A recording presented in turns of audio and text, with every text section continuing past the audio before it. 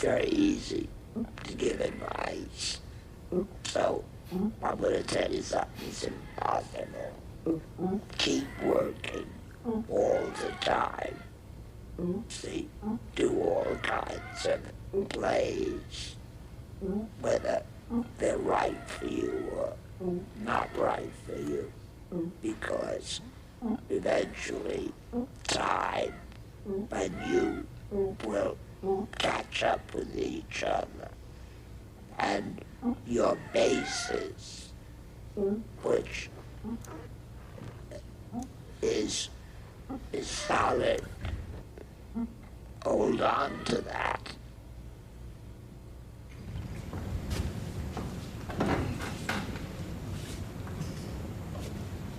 So, the actors' rostrum is a thing of the past? Barbara, why'd you chase them away like that? I'm tired, Sam. Well, Maury's my friend. Well, her too? Barbara, are you jealous? I'm not jealous of anything except for the way that she can eat whenever she wants to. Listen, we didn't come to New York yesterday. You know, lots of girls like Sharon. They're just a little crazy. Shouldn't bother you. Why let a crazy girl bother you at this stage of the game? Got a letter from your mother today, Sam. Oh? I was late to work and the mail came early. It was addressed to you. Where is it? I opened it, but I didn't notice it was just to you. It was the usual mother kind of letter. They had pot roast on Sunday. That tall girl that your cousin Edgar was engaged to? Yeah. The one with the space. Yeah, Elizabeth Moon. They got married last week. And it was a lovely wedding. Oh yes, and your father's been pretty sick. He's getting better, but things aren't so good. So there's no check for $5 in the mail this week. But as soon as she can, she'll start sending it again, each week. And she told me, she told you to give me her love. How long has she been sending this money? From the beginning? No, the interviewing job wasn't going real well. So Well, how long? About 6 months ago, Mother sent a check for $5. I didn't ask her to send it. She's been sending it ever since. I still do the interviewing jobs early and as late as possible. You know that. But you didn't stop her from No, I sending didn't money. stop her from sending the money. Well, what is this, Sam? Is it a disease? Well, so you didn't mean it when you said you wouldn't marry anybody but an actor? Oh! Let me think about that one. Let me walk out on the terrace of my penthouse apartment and think about that one. Barbara, I hate this. Don't you see that? Don't you see that I hate coming home every day knowing I haven't come through for you? But there's nothing I can do about it. I can just say I'm sorry and just keep trying. That's all I can do. But let's go home. I mean, not for my sake, for yours. Don't throw your life away on something that doesn't care whether you live or No, die. Barbara, this is my life. But you've tried, Sam. God knows you've tried. The group isn't dead yet. But other people have been happy when they've left the group. You're not happy here. Barbara, the actors roster isn't dead. Okay? They're going to get enough money. We're going to pay the rent this month, and maybe they'll start paying us some salaries. Oh, so you can sit around for the rest of your life over cheap wine and talk about Stanislavski and the group of small artists who are going to mold the pottery of the entertainment. Barbara, why are you turning on me just now? You're turning on me just when things are at their worst. Is it because that girl is here? No. Was it some stupid girl reason like that? No. Was it because it maybe... No, it's because it's not just the two of us anymore. I wasn't sure until today, and I was going to tell you tonight, and then we could celebrate with Marjorie and Alan. I mean, it takes money to even keep from having a baby. And I want to be alive too, Sam. Don't be unhappy. Please. When? Not for a long time yet. Be happy, sweetheart. It's a baby. It's like something holy happening to us. Okay, how long have we got to keep on going on like this? I could work for a while, I guess. I mean, we need money to get home. Barbara, you got to give me another month to get to play. Oh, so it'll be 2 years and 7 months. Barbara, it's all I ask. Don't you promise?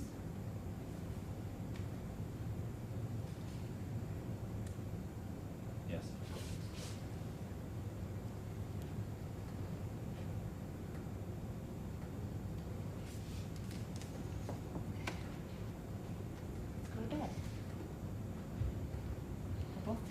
It isn't 10 o'clock. Well, the more sleep you get, the less food you need. Just like extra food takes the place of sleep. Up to a point. At least that's what I keep telling myself.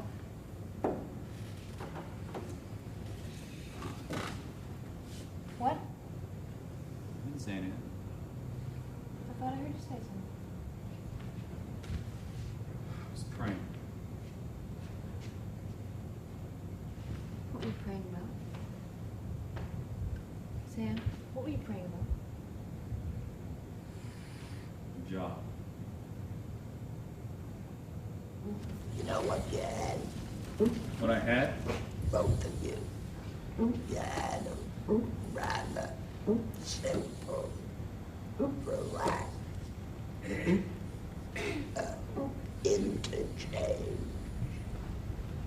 But little, very little awareness of why the scene happens in the first place.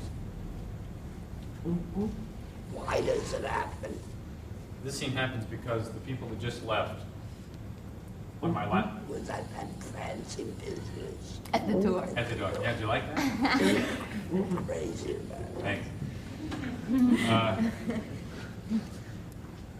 The people that just left at the door. Yeah, I saw that. Yeah, You got real it good very time. clear then? What does that mean? What does that mean to you? Them leaving was my last hope of ever getting a job. In my eyes, she blew it. What about you? I have to tell him that I'm pregnant. That's gonna happen in the scene unless you rewrite it. I'm talking about the beginning. Well, I've just been trying to get rid of them. I don't like his friends. I don't like whatever's going on that's been going on. You know what I would be looking for? I would be looking for some intuitive feel on both your parts of what that scene implies to you. Emotion. You see? Isn't it true, Billy? You just told me that she wrecked your career. Yes. You just told me that you deliberately got rid of his tawdry friends. Most actors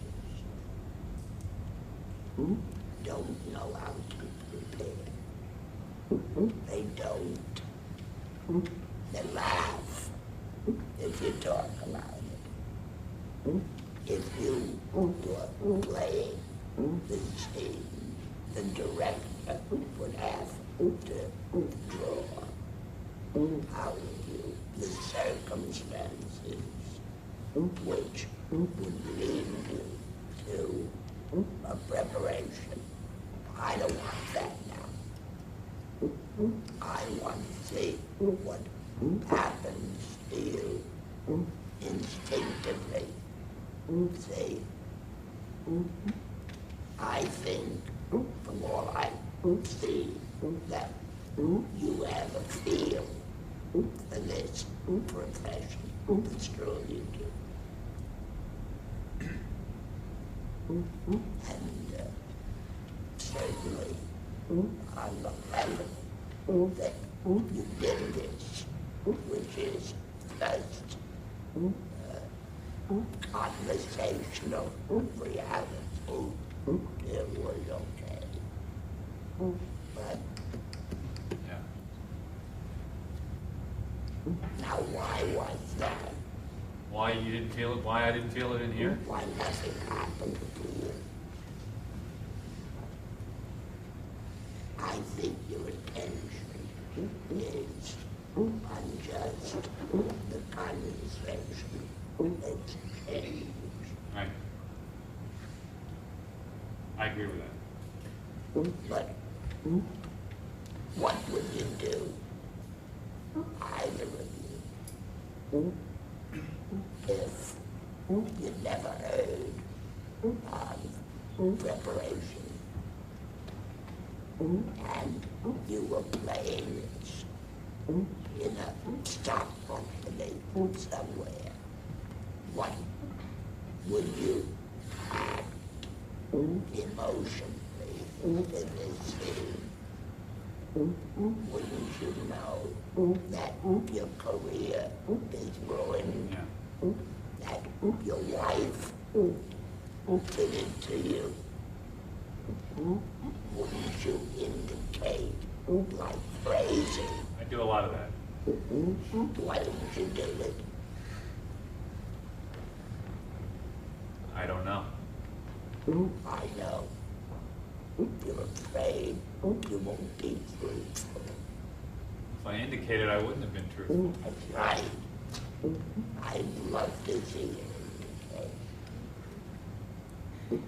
Would you like to indicate that you're heartbroken? With tears? With a gulp in your throat? You know what I mean? Yeah. Would you do that for me? Not just Rose, this heartbreaking scene. So, the actor's roster is a thing of the past? Barbara, why did you chase them away like that? I'm tired, Sam. Well, Maury is my friend. Well, her too? Barbara, are you jealous? I'm not jealous of anything except for the way that she can eat whenever she Oh, wants. come on. We didn't come to New York yesterday. You've known lots of girls like you, and they're just a little crazy. They shouldn't bother you. Why are you going to let a crazy girl bother you at this stage of the game? A letter from your mother today, Sam. Oh? I was late for work, and the mail came early. Well, where is it? It was addressed to you, and I opened it. I didn't know it was just to you. And anyway, it was just the mother kind of letter. They had pot roast on Sunday. Your cousin, the one Edgar, was engaged to... Yeah, Elizabeth Moon. Well, they got married last week. It was a lovely wedding. Oh, yes, and your father. You should be crying. Oh, yeah? Okay. Well, he isn't very well. He's getting better, but things aren't so good. So there's no check for $5 this week.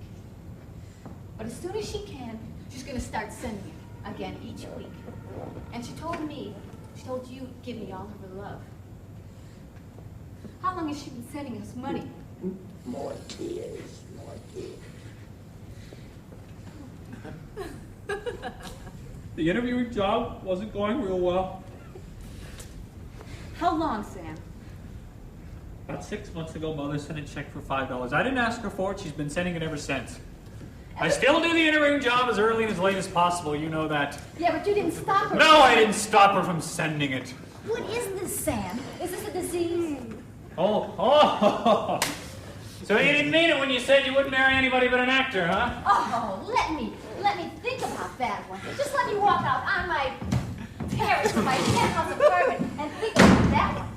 Barbara, I hate this. Don't you see? I hate this. I hate coming home every day and knowing that I haven't come through for you. But there's nothing I can do about it. I can just try. I can just try and just say I'm sorry. That's all I can do, Barbara. Let's go home, then. I mean, not for my sake, but for yours. Don't throw your life away on something that doesn't care. No, Barbara, this is my life. Yeah, you've tried, Sam. You've tried. God knows you've tried. Barbara, the group isn't dead yet. Everybody, there are other people that have been happy and left the group. You are not happy here. Barbara, the actors' rostrum is not dead. They're going to get money, they're going to pay our rent this month, and then they're going to start paying me some salary. You can sit around for the rest of your life and drink cheap wine and talk about Stanislavski and the small group of actors that... Barbara, why are you turning on me? You're turning on me just now. You're turning on me just when things are at their worst. Why are you doing that? It's because that girl is here, huh? No. Is it some stupid reason like that? No. Huh? Is it because that No. maybe... that it's not just the two of us anymore.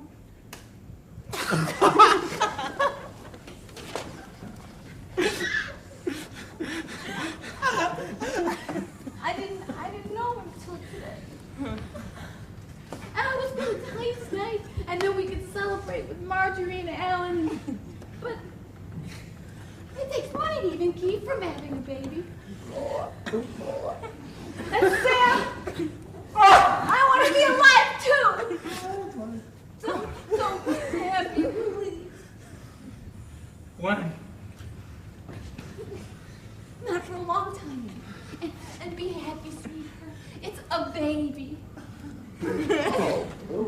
Baby. Make something out of that. Be happy, sweetheart. It's a baby. It's like something holy happening to us. Holy. Yes, it's like something holy happening to us. How long have we got? I mean, to keep going on like this. But, well, I could work for a while, I guess. We need money to go home. Barbara, you gotta give me another chance to get in the play. So it'll be 2 years and 7 months. Barbara, it's all I ask of you. Then will you promise? Yes. Then let's go back. We're both tired. Oh, it isn't 10 o'clock yet. Well, the more sleep you get, the less food you need. It's just like extra food taking the place of sleep. Oh no. It's gotta be very touchy. Well,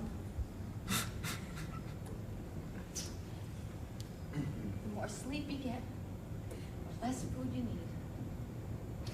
It's just like extra food takes the place of sleep. Up to a point, I mean, that's what I keep telling myself.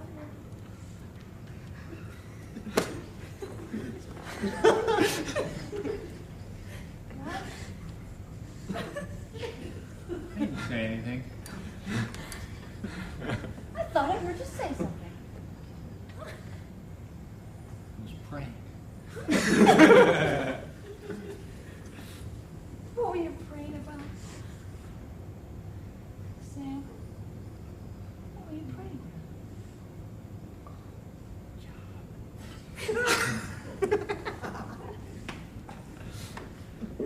That was wonderful. And you thought, well, that's the way you do that. All the live. Yeah. You do. You know, if I were an actor, and I had to make the choice between an actor like an act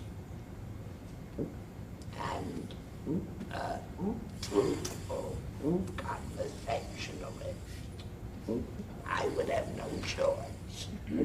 I'd have to pick him because, terrible though it is, he's acting.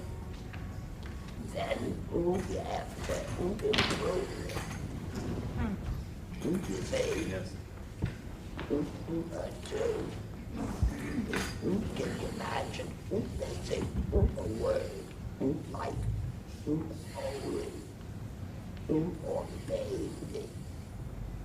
You can't pass over those things.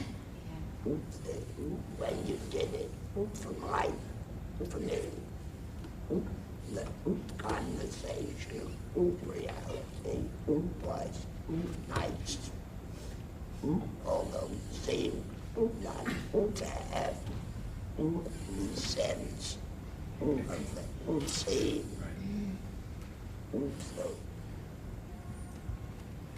So that your natural instincts didn't work for you, either of you.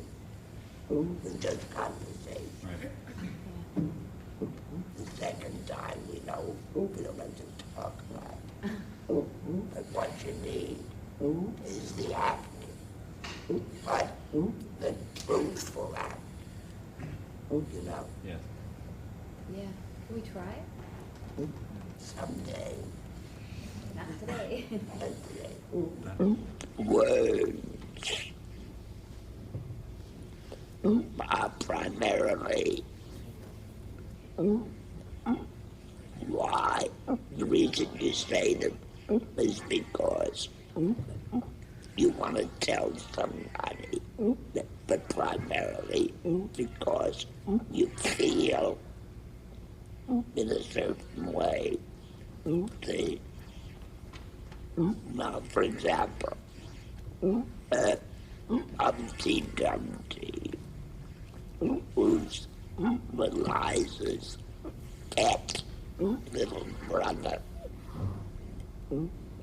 She adores him. But he did something he wasn't supposed to. He climbed up a wall. And he stumbled. Then he fell. And he finished. He's dead. And it just happened. You want to tell them, Liza? Come up here and tell them.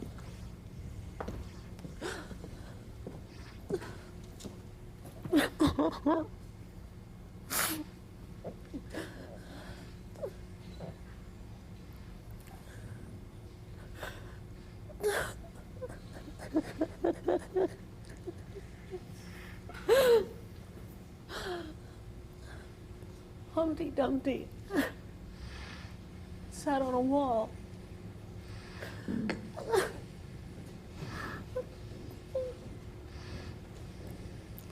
Humpty Dumpty had a great fall. All the king's horses and all the king's men couldn't put Humpty Dumpty together again.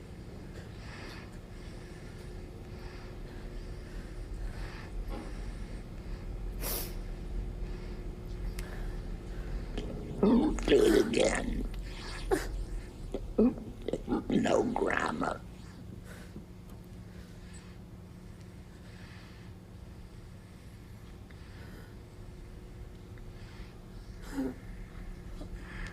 Humpty Dumpty sat on a wall. Humpty Dumpty had a great fall. All the king's horses and all the king's men couldn't put him together again.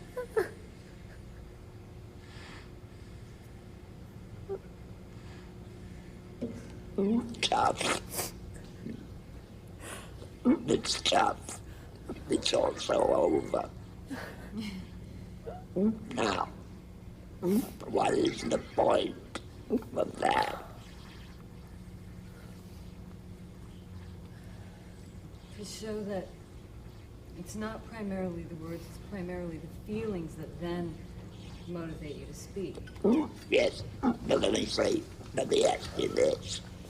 It's, there's no doubt that she loved her brother, right? There's no doubt.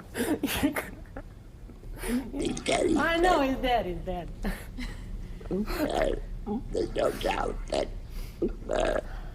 she loved him. She was moved. She's very compassionate in her nature, right? She could sit there and do nothing except let herself go emotionally. Or she could explain to you why she's so upset, right? So her character is that she's very compassionate. We get that from her emotion. And that she shares her troubles we get that from the fact that she tells you, well, what makes her the character. Her inner life. What position have the words got? They're secondary. They take on their meaning from the inner life. I'd like to shoot the person who came up with the word character, because it's done more harm for acting classes, I think, than anything else in the world, because people come in thinking they're going to be somebody else. And that's the antithesis of great acting. As I said before, great acting starts with yourself. So in our program, the entire first year, we don't even use the word character. We don't bring it up, because until you can be yourself up there, open, vulnerable, in the different imaginary circumstances, what makes you think you can be somebody else? The meaning comes from text, from the play, right? And it takes on its truth from the emotion. So the truth of the emotion is a product of your interpretation of the text.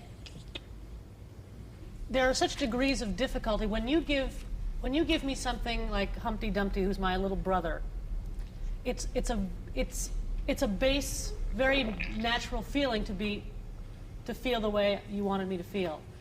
Now, the difficult thing is when you get a text that doesn't, that you don't instinctually feel for. That's where your liking for as ifs comes in. See? Look, you're talking about Humpty Dumpty as if he were your brother. So you must find those answers in yourself. Well, forever, yeah. Could you talk a little bit about the relationship between an action and an emotion? I mean, a lot of what we've been doing is, for instance, your... Stand up. Show a little respect.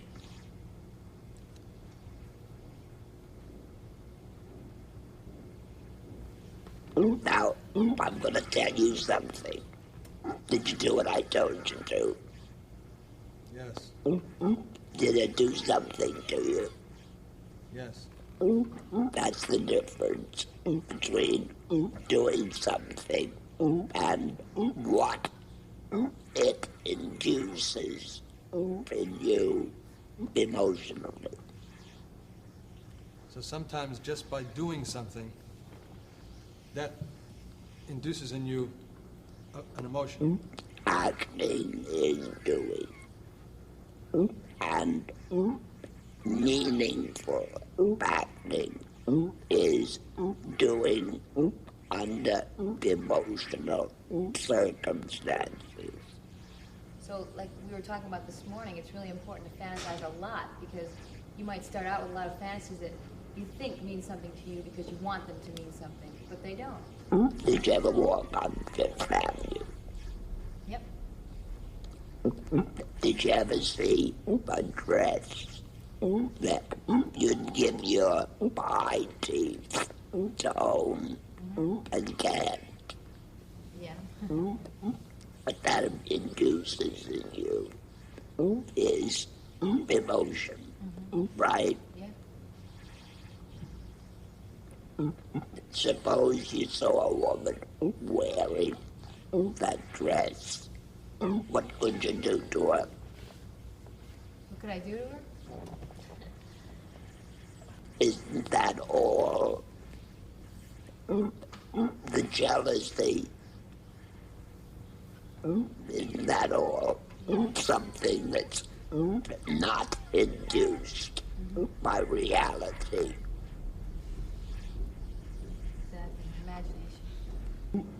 This is an emotional profession. In the first year, we learn the independent activity, the what you're doing, the why you're doing it, the when you're doing it, and the where you are. And there's so much emphasis put on that independent activity that I'm wondering, how do we use that? That concentrates you. It's good for your concentration. It teaches you to get yourself over wholeheartedly to what you have to do. That's what it is primarily. I thought I heard once you saying something about the independent activity being the key to character acting. If you are doing something with all of you involved in the doing, that colors everything that you act, that makes you active, right? Right. A character, which is just as inner, dictates how what you're going to say and do comes out of you. So a character is inside. It's specific, and so is the independent activity. Character comes from what you're doing, and what you're doing is valid because it's filled by the emotion. The more completely you do it, the more alive it is emotionally. If you're playing a character, is it almost like putting a filter over your own behavior? Do you know what I mean? Is it almost as if everything that you receive and everything that you give back is filtered through a particular point of view? At last I'll know it. See, get up.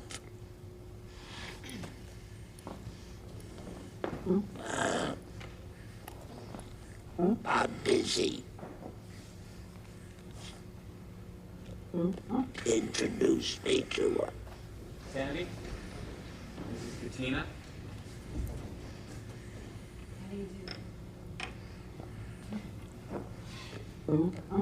Not very friendly, right?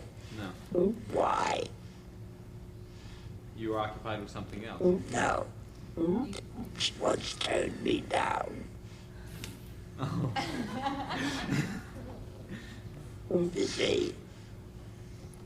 Stand up. The why then? Why you do what you do in a certain way.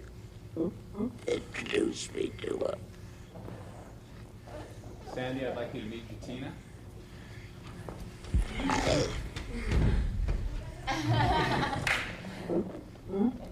Was that different? Why?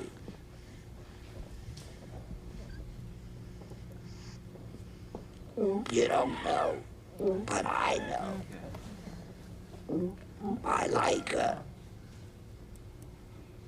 So what I do in a certain way because of a character reason.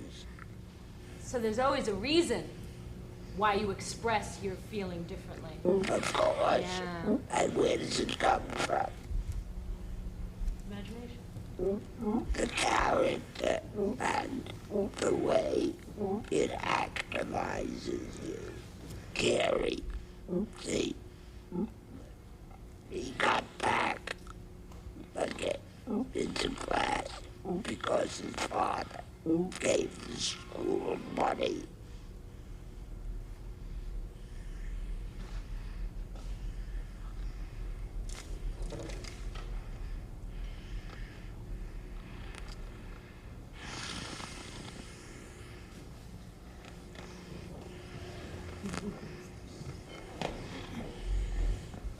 Do I like him? That's the reason he's here, because of the money. Sit down.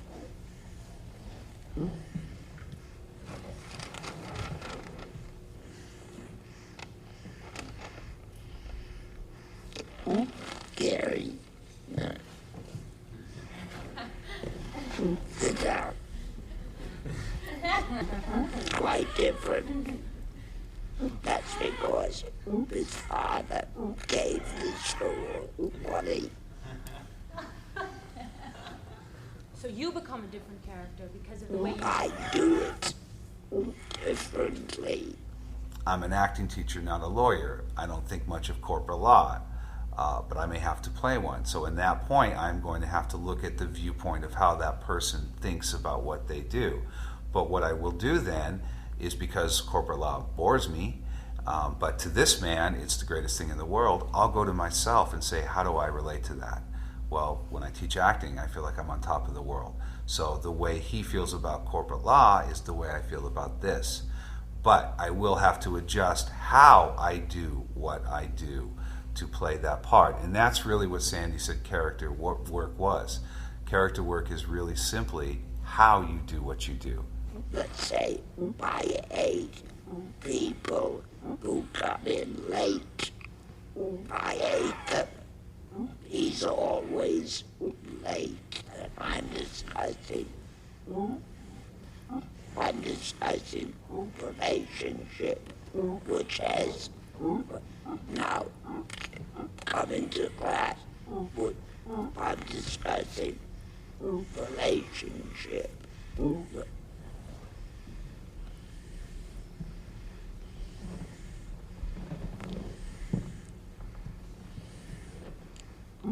What was I saying?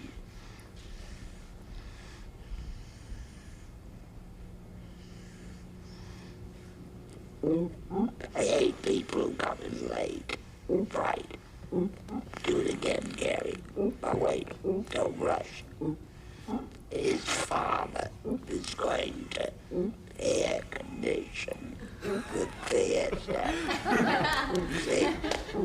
Now, I'm talking. And we're talking about character. I get. So that's it. Completely different, but completely different relationship. It comes from character, which is how you do what you do. You give us these examples. We don't see the process that you go through to choose. We don't see the choosing process. I don't choose. It's instinct. How about when it's not instinct? How about when your instinct doesn't work? Then somebody's got to take you. Your instinct. But this is not a high school course. It's a talent. You follow? Yes, I do. I'm going to do a cruel thing. I invited her to my party, and she brought you, and you are not white, and I am from the South, South Bronx. Now come to my party and introduce me to him.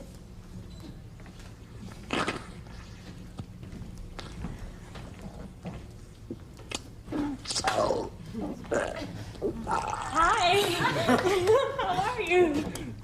It's nice to see you. I'd like you to meet my friend Jose. Hello.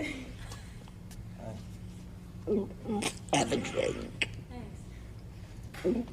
Have a drink. You can have a drink.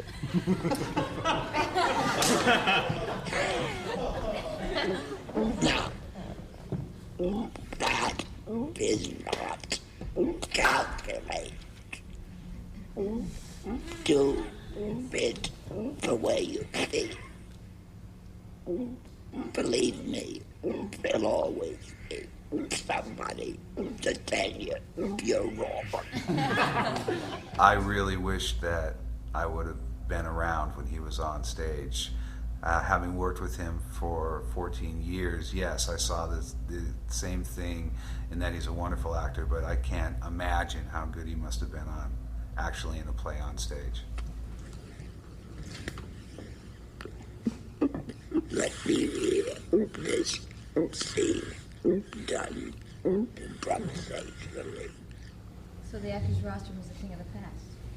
Barbara, why'd you chase him away like that? I'm tired, Sam. Where's my friend? Her too? You jealous? No, I'm not jealous of anything. Okay, we can talk about this. This is coming out of nothing. Right. It's not coming out of any preparation. Right. Right. Now, what are the circumstances that precede this scene? They've just had a party, but we were supposed to be entertaining friends of ours from Ohio. We've moved from Ohio to New York, and instead, That's not essential. it's not. Well, we're entertaining his friends instead of mine. And you threw them out. Yeah. Now, you want to be an actor. Right. Do you really? Yes. Who did she throw out? Very important friend in the business. Who have you got left? Nobody. So you're alone. Right. You've been destroyed. Devastated. But who did it to you? She did. Who is she? She's my wife. So your wife has ruined your career. Right. What do you mean, your career? You can live without being an actor. I don't think I can, no. You can. No. You had one opportunity in life to be happy, to be an actor. Right. Who took that opportunity away? She did. Who is she? My wife. You mean your wife has ruined your life? Bingo.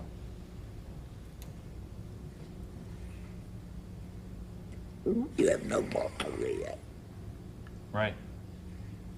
Who did it? She did.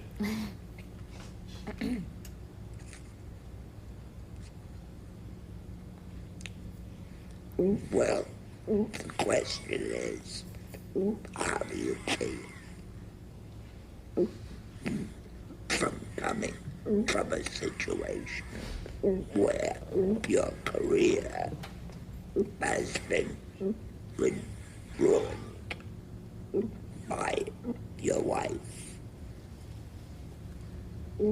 See, that's the question out of which you've got to have that before we even see you. That's no mere thing to say, and that is, I have been destroyed by the one person who should have come to my rescue. Right.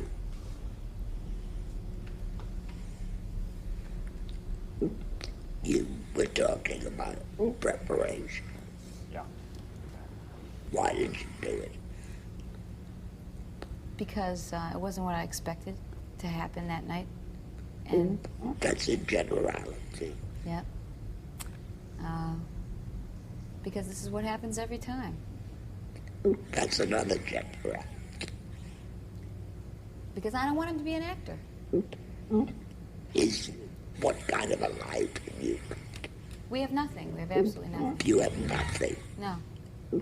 You're pregnant.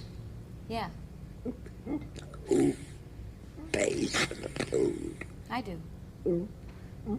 Who doesn't know what the next supper is coming from? Me. You're pregnant. Who are his friends to you? Who are his friends to me? They're my enemies. They're bums. Have you ever found yourself in a position of being so upset inside that if you could, you'd jump out of the window? Well, very few people have, but acting is imagination. Yeah. Now, you have a pretty lousy life, and to get some relief, you insulted his friends. If they're dirty, get them out of your sight. You follow? Yeah. You ruined him in the morning, but that doesn't count. You're in a hell of a situation, aren't you? Yeah, I'm stuck. But I said I'm stuck. stuck. So is a corpse.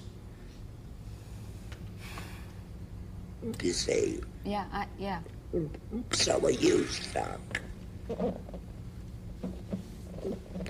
Now before you can open your mouths, you have to have a full preparation. Turn your back on them and prepare. When you're prepared, turn your back on him and do the whole text that way. Okay. Right now. Want me to prepare right now? Northeast, southeast.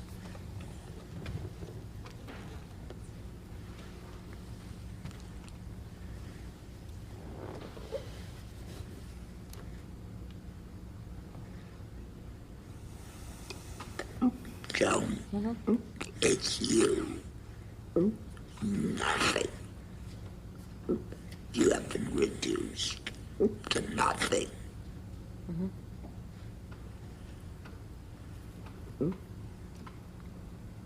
Go ahead. So the actor's roster was a thing of the past. You could never do that. That's no preparation. I'll show you something. Okay. Although Stanislavski will pardon me. Start crying, but I'll tell you when to begin.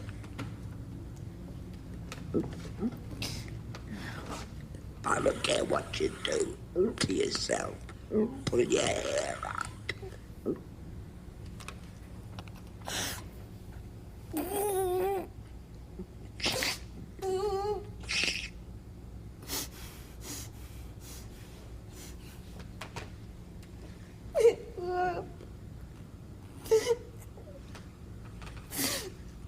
Quietly.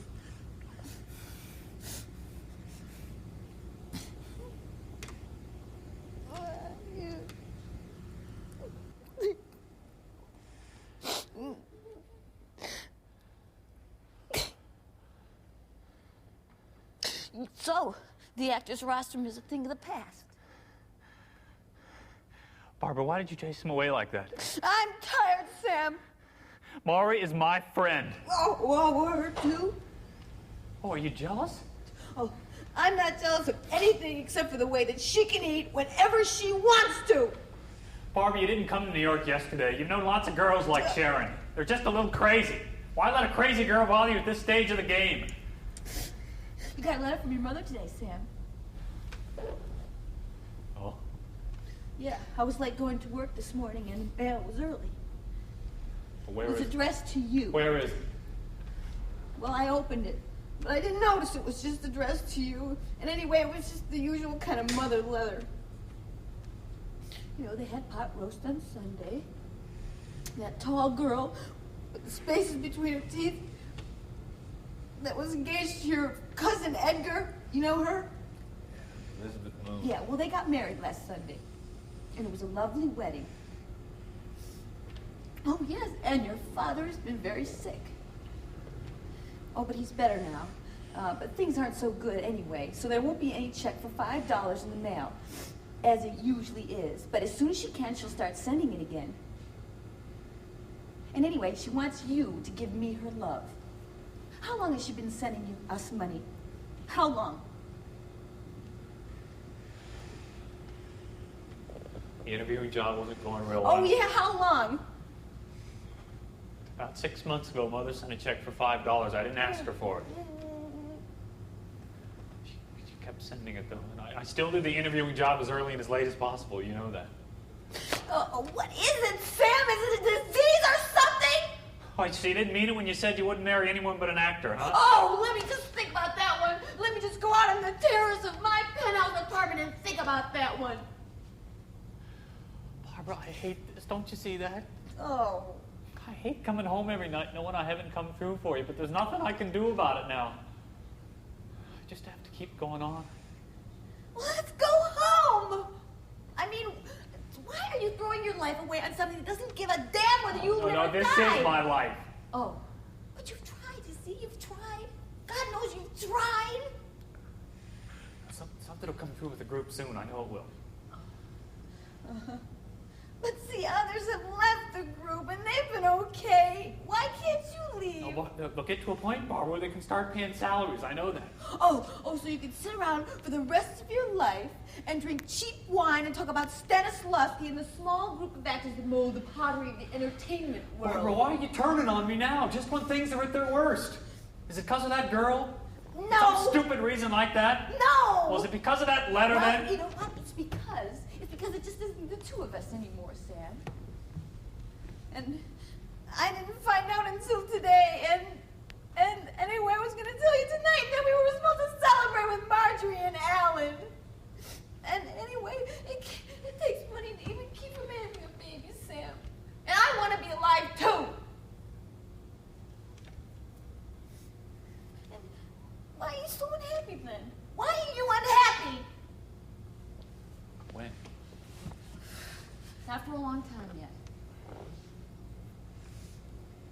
Come on, be happy, sweetheart. Be happy. I mean, it's like something holy happening to us. A baby. You gotta give me a few more months to try to get in the play. Oh, so it'll be 2 years and 7 months that you've tried. No, Barbara, it's all I ask, please. Then will you promise? Yeah. Well, let's go to bed then. We're both kind of tired. It's 10 o'clock. Well, the more sleep you get, the less food you need to eat. Just like extra food takes the place of sleep, you know what I mean? At least that's what I keep telling myself. Did you say something? No, I didn't say it. I thought I heard you say something. No. I was praying. Praying? What were you praying for?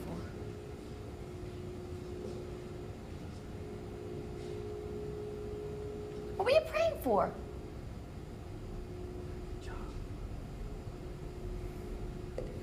That's the same. The same. Now. Okay. Isn't that more expressive of their real condition? Yeah, I think I understand it better. You still have blind readings that you remember. Yeah. No good. How can you get rid of that? I don't know. Very simple. Don't think. No. Think if you want to.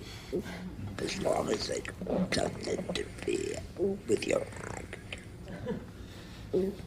Work on him. Stay. Yeah. Might. Who is he?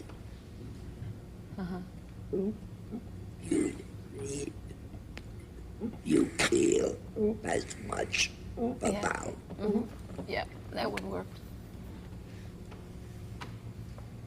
Now that's the scene.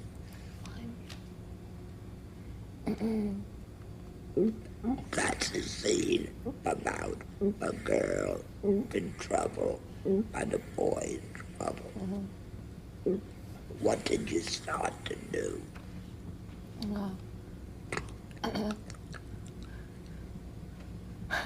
Blinds. Right. To say, where did you get the habit of those blind readings? It's a mistaken security. So if you do it once and you think you can do it again the same way. If you say something and it feels right, and somebody says, yeah, I understood that when you said that, so you try to do it again. And you just you got it in your head, you know exactly which little intonations you made, everything. And you can do it again a million times, and every time it's not real because it wasn't the first time. But it's a real bad habit. It's a dangerous world. We're talking about preparation. We're married. She has been away in Hollywood. I'm an out-of-work actor in New York. What else? We've only been married for 6 months, and I take it I've been away somewhere, I don't know, what would you say? It could be a week, 2 weeks, and he knows that I've been seeing this man that I used to see, and I am coming back to New York because I'm pregnant and I want... Not by me. Not by him, by Maury, and I want a divorce. Talk about your feelings. My feelings in the scene? Your feeling for the scene. Of course, I don't like being put in this situation of having to come back and ask him this. Well, everything you said so far resolved itself down to one.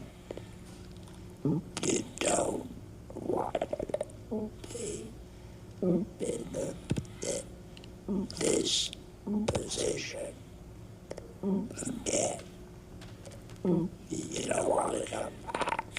You don't want to be pregnant. You don't want to have pass in any favors. Now those are 3 things. Except I do want this baby. You want your cake and eat it. Yes. Yeah. However, that's telling the story. Suppose you despise him and behaves as if you've come back. That Would change yourself, but you want to be blunt and to the point. but you can't, because, he still would say yes, but what would you do if you were forced to have to apologize for something that you didn't is wrong?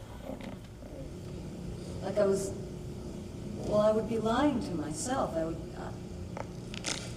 You don't have to put it into words.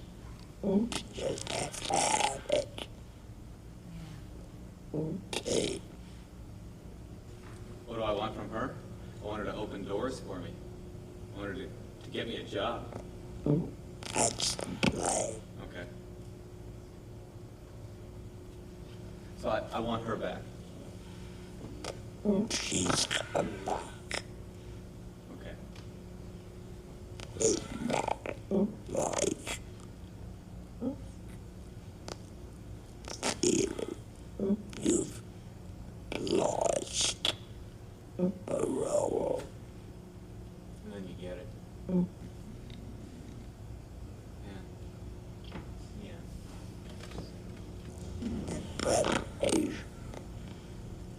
That's what has to do with your need a crucial favor from somebody whom you hate. But if you antagonize, you won't. Sam? Sharon?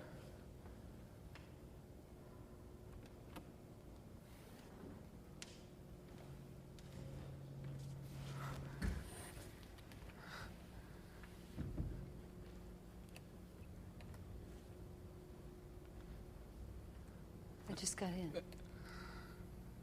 Hello. How was Hollywood? Fine. She's that your girl Yeah. who went away, Yeah. and she's killing you. Yeah. Open the door.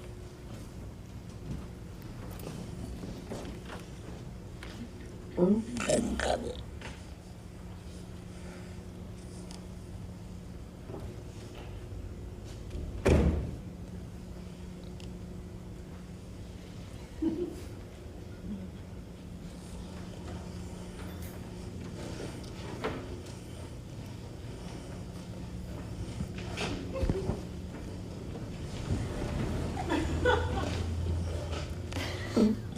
Is that true? No. Where are you? Out to lunch somewhere. Where should you be? I should be very involved with her from the moment she comes in the door. The given circumstance says that you're going to do this unless you can get her back. Okay. Does that correspond? No. Where should you be? Should be at the end of my rope. Let me see you get at the end. Okay. You got a rope. No. It's all emotional. It all comes from you. Right. Then we'll see what she does. Okay. There.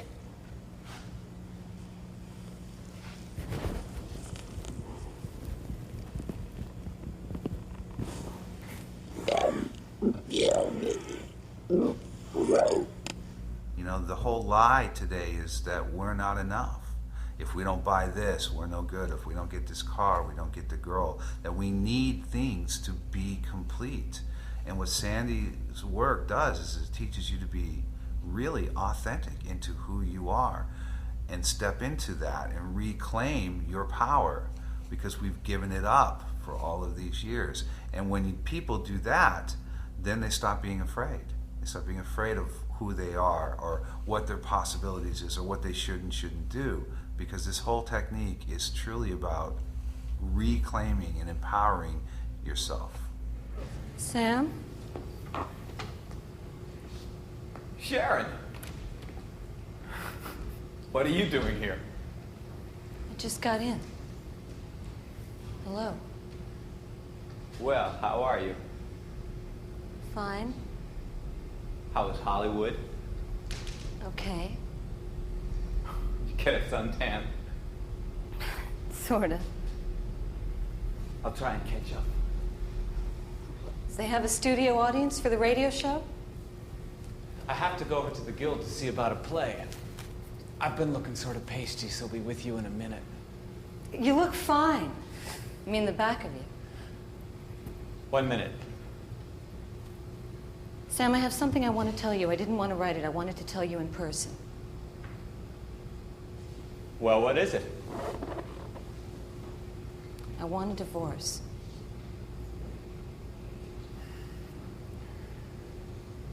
Didn't you hear me?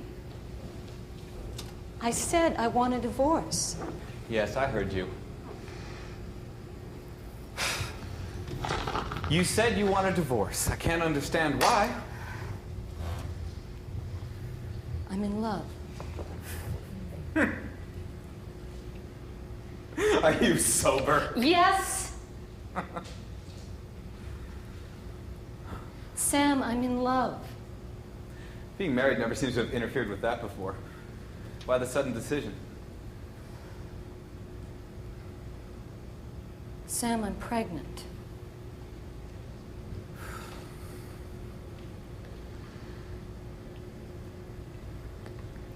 Maury? Of course it's Maury. My God, what a lousy inference. Let's not have any high moral tone about the paternity of the child. Sam, you're mad because your ego's been hurt. My ego! Don't give me that crap. You marrying him now won't keep him out of the army, even if you are pregnant. Don't be a bastard. Don't talk that way. What's the matter? Don't you like the word bastard Sam, anymore? I am in love for the first time in my life, and maybe the only time. Maybe it's the baby. Maybe I finally got proof I'm a woman. And being in love isn't something I don't deserve. Straight from the psychiatrist's mouth. Damn it, it's true. It's always been Maury, hasn't it? Yes. Yes, it's always been Maury, and now he wants me. Wake up, Sharon. You know Maury. You know what moves him around. It's not you he wants. It's his child. The most important, #1 piece of pottery in his life. He wants it, and he wants it so bad he's willing to buy the oven. My God, you're crazy. It's the truth, and you know it. I don't care why he wants me. He wants me, and that's all that counts. Oh, this time it's different? Yes! Yes, it is different. There's a whole new ingredient, and it isn't sex, and it isn't compromise, and it isn't convenience. It's love. I used to think there wasn't such a thing, but now I know I just forgot it. It's like a hope you've given up on until you feel it again.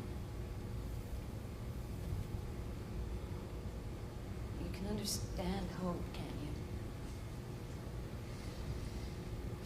you? Yes, I can understand hope. Thank you, Sam. I knew you'd understand. No divorce.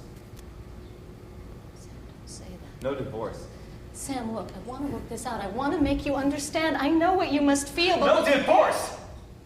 Anything, Sam, anything I've got to give, just name it, it's yours. There's no ceiling, Sam. No divorce.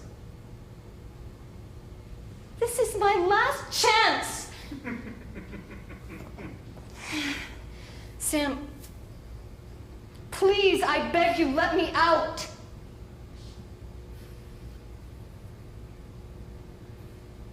What is it, money?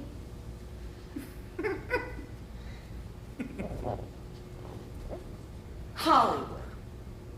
You want me to open doors. That is the price, isn't it? You learned, didn't you? I had a good teacher. Oh, let me. Whether you believe it or not, best wishes.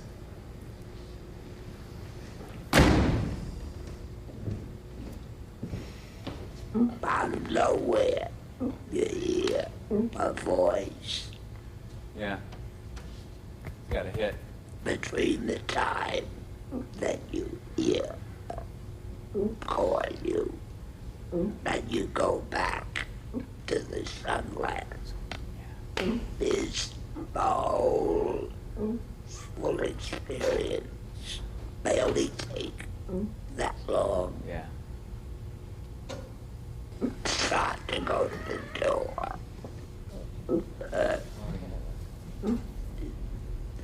Keep yourself from telling her to come in.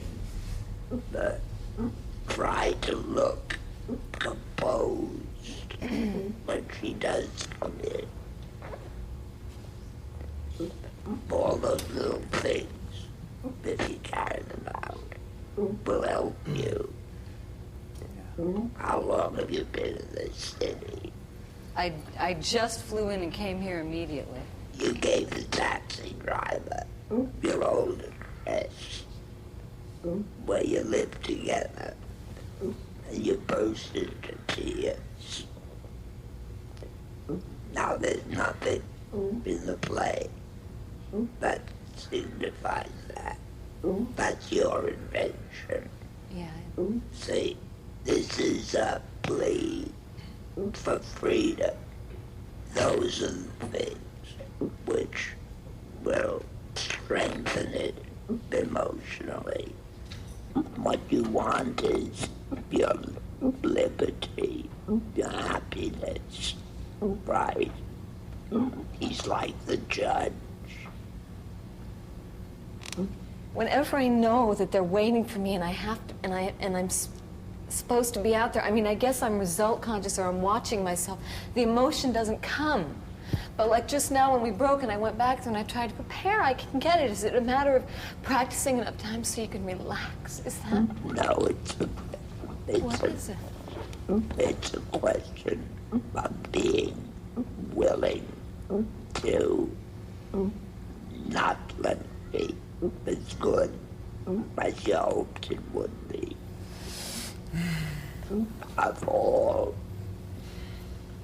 of the exhibitionistic professions, this is the worst one to follow. Yeah. Dances come next. What does that mean? What is the root of why you want to be an actor?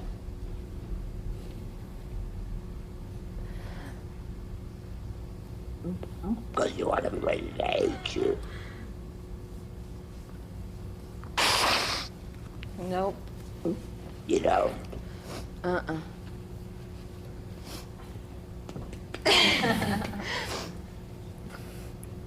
That's what makes you nervous.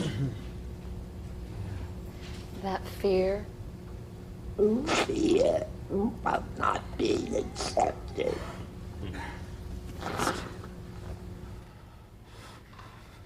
Sam?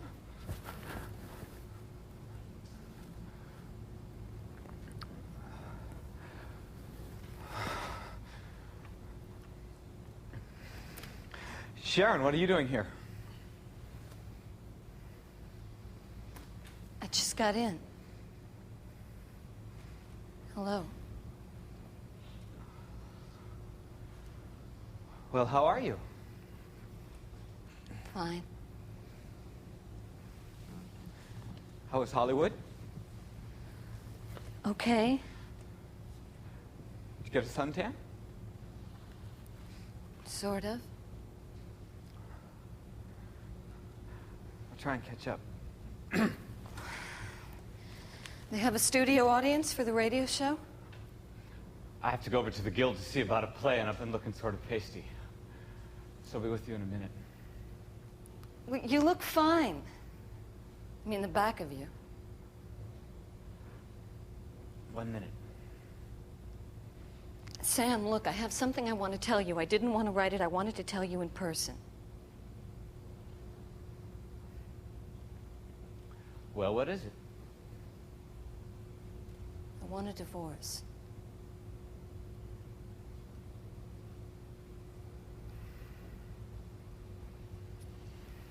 Well, didn't you hear me? I said I want a divorce.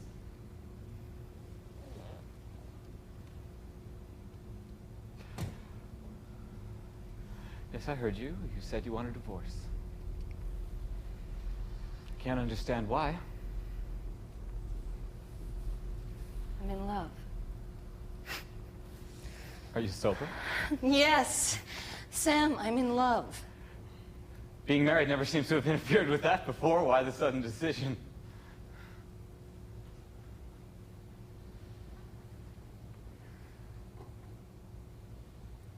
Sam, I'm pregnant.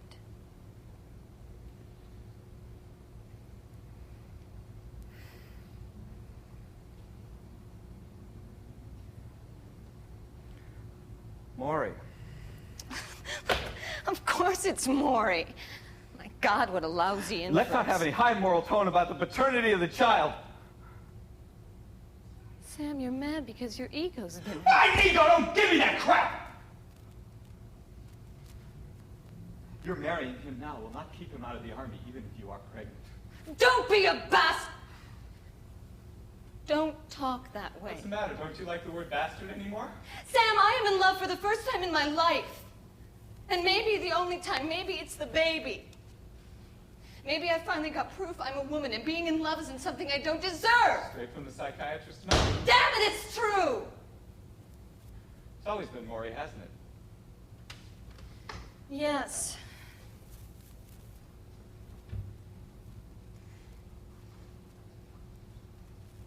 Yes, it's always been Maury, and now he wants me.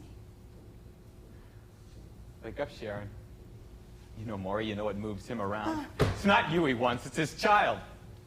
The most important #1 piece of pottery in his life. He wants it, and he wants it so bad he's willing to buy the oven. My God, you're cruel. It's the truth, and you I know don't it. care why he wants me. He wants me, and that's all that counts. This time it's different. Yes. Yes, it is different. There's a whole new ingredient. And it isn't sex, and it isn't compromise, and it isn't convenience. It's love.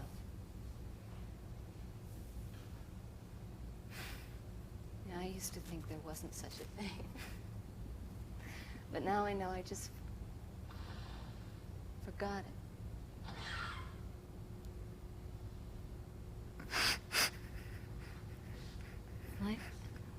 I hope you've given up on it until you feel it again. You can understand hope, can't you? Yes, I can understand hope.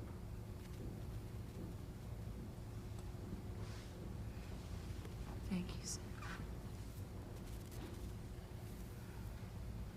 I knew you'd understand. No divorce. Sam, don't say that. No divorce. Sam, look, I want to work this out. I want to make you understand. I know what you must feel, but we'll find a way. No divorce. Anything, Sam, anything I've got to give, just name it. It's yours. There's no ceiling, Sam. No divorce. This is my last chance. Sam, please.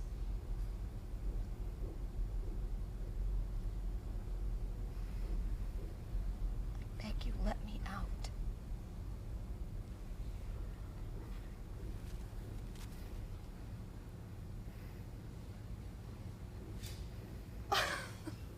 Well, what is it, money? Hollywood.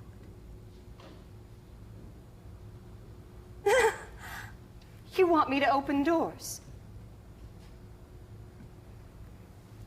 That is the price, isn't it?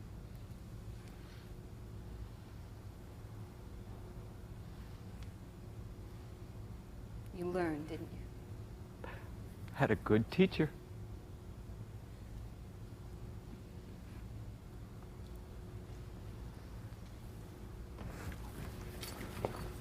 Let me.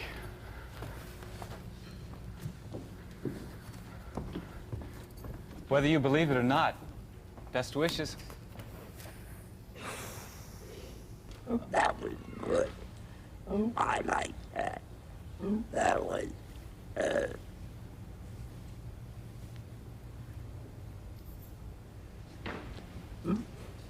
it was simple, and it was truthful. It was legitimate, emotionally, you know. What's the matter with you? I don't know. All right, get it out of here. All right. Hit him, hit him. Hit him. Hit me. I love to be beat. Thanks. You know, that is something. There's an interesting problem in this scene.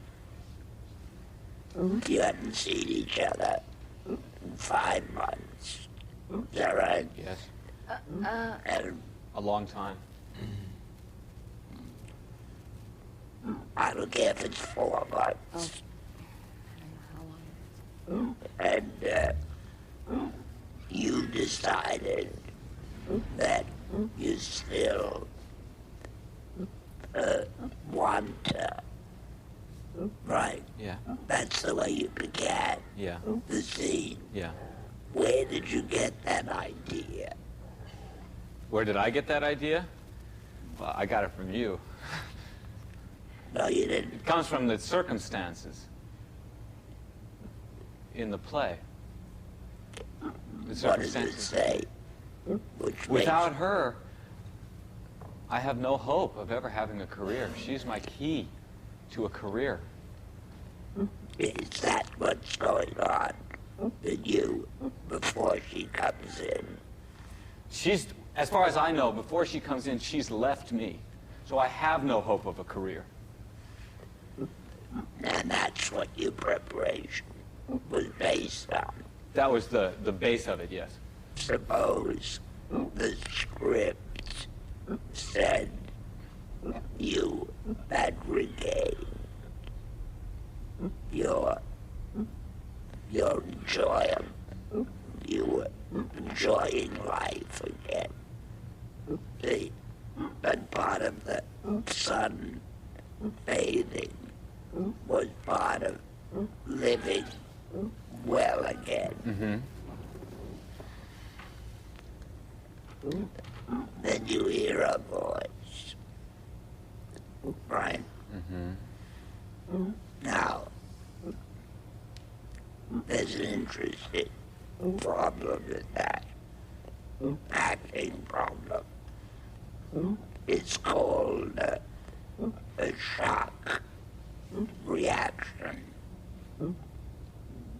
A shock reaction is when you open the telegram and there's some dreadful news in it, and you've been feeling very good, right? Or you come home and there's a note saying from your wife saying, I have left you with Joe. See, I don't ever want to see you again.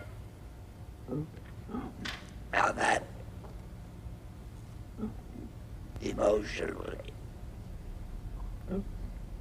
one can imagine, causes a very strong, immediate shock reaction. That could have been here. Yeah, yeah, You see? yeah. Well, what would you have done? If I hear her voice, it could be like, I don't know how to put that, not in a result. It could be like, I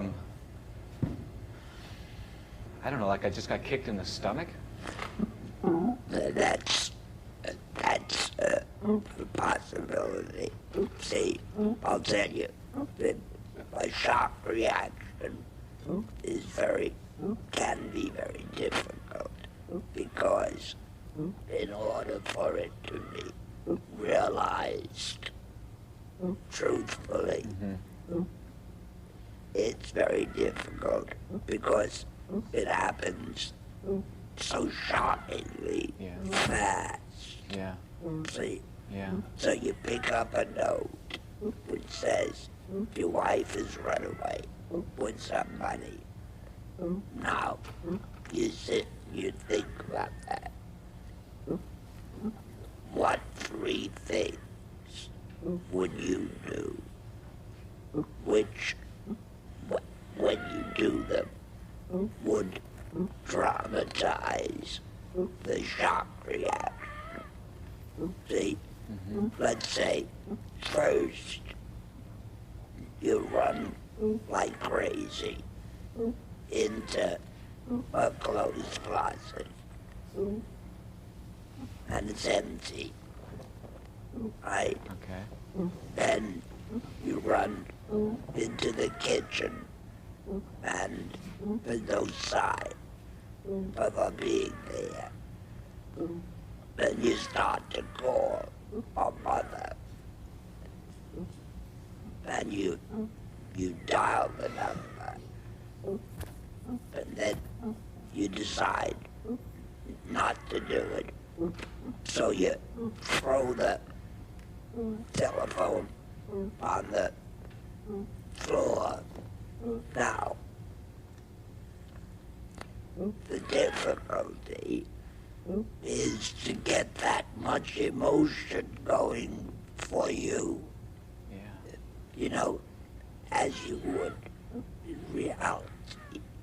But if you do every one of those consciously chosen things, really doing them, really know why you're doing them, it will induce the emotion that ordinarily you would have to pull yourself up by the bootstraps and fake.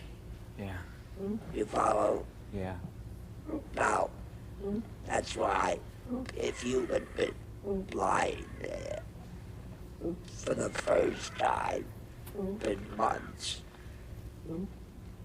feeling good, Yeah. Things went right today for a change. Whatever.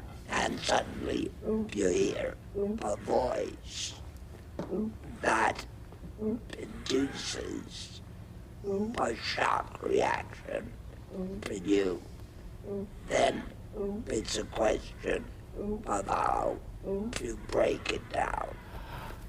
Just a minute. You say, one, it's as if somebody punched me in the stomach, right? It's looking under the bed to make sure you weren't dreaming. Then going to the door. Now, if you do each one of those chosen things fully, it will induce in you the emotion that otherwise you have to push yourself, and it's chancy. Yeah. See? Because otherwise you're going after the emotion directly. That's right. Instead of doing what you've chosen, knowing why you're doing it, it brings with it its own emotion. Suppose you said to yourself, if he'll give you a divorce, you'll kill yourself.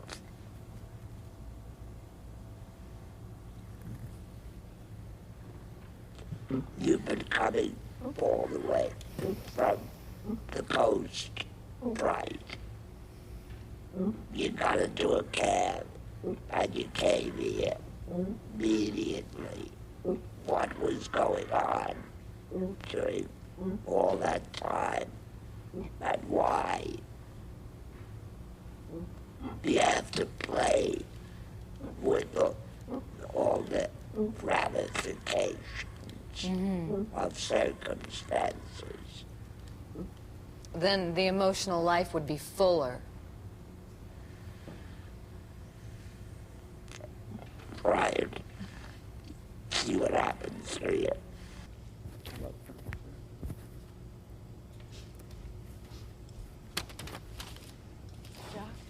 Hello, man.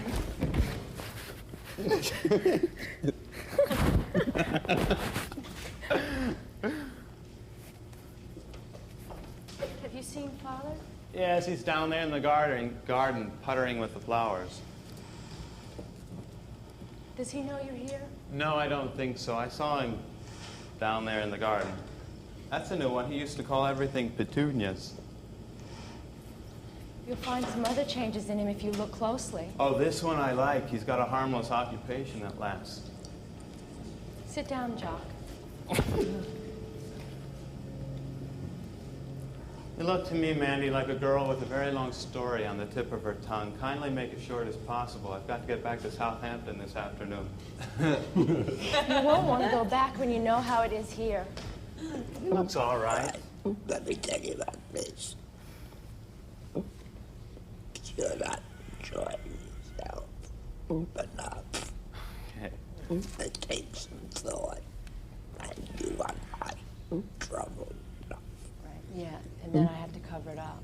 Is that right? The preparation comes first, and then I have to... My dear girl, if you want to cover everything up, you better have it first. Right. Let me see you cry. Cry, hurry up.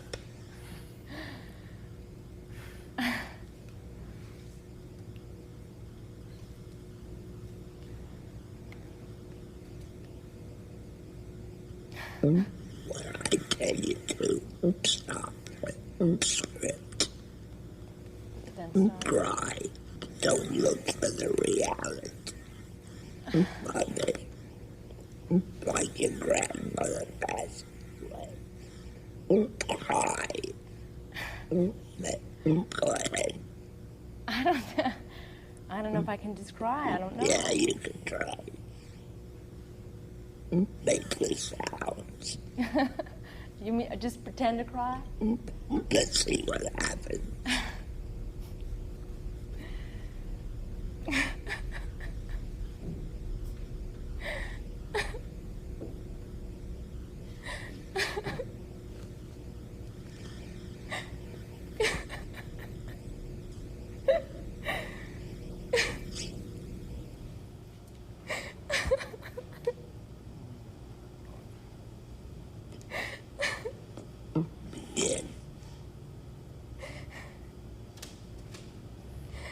Jock.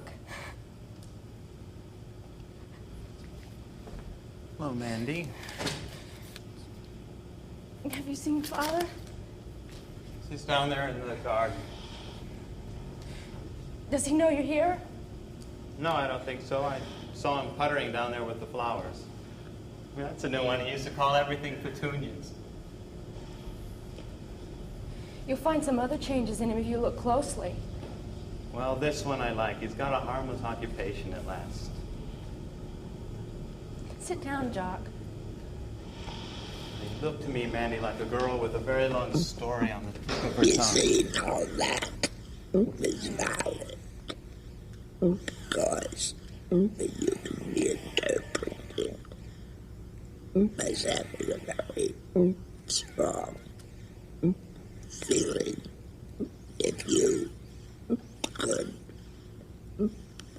find some amusement in being a kid that would start to see himself laugh, cry, hurry up.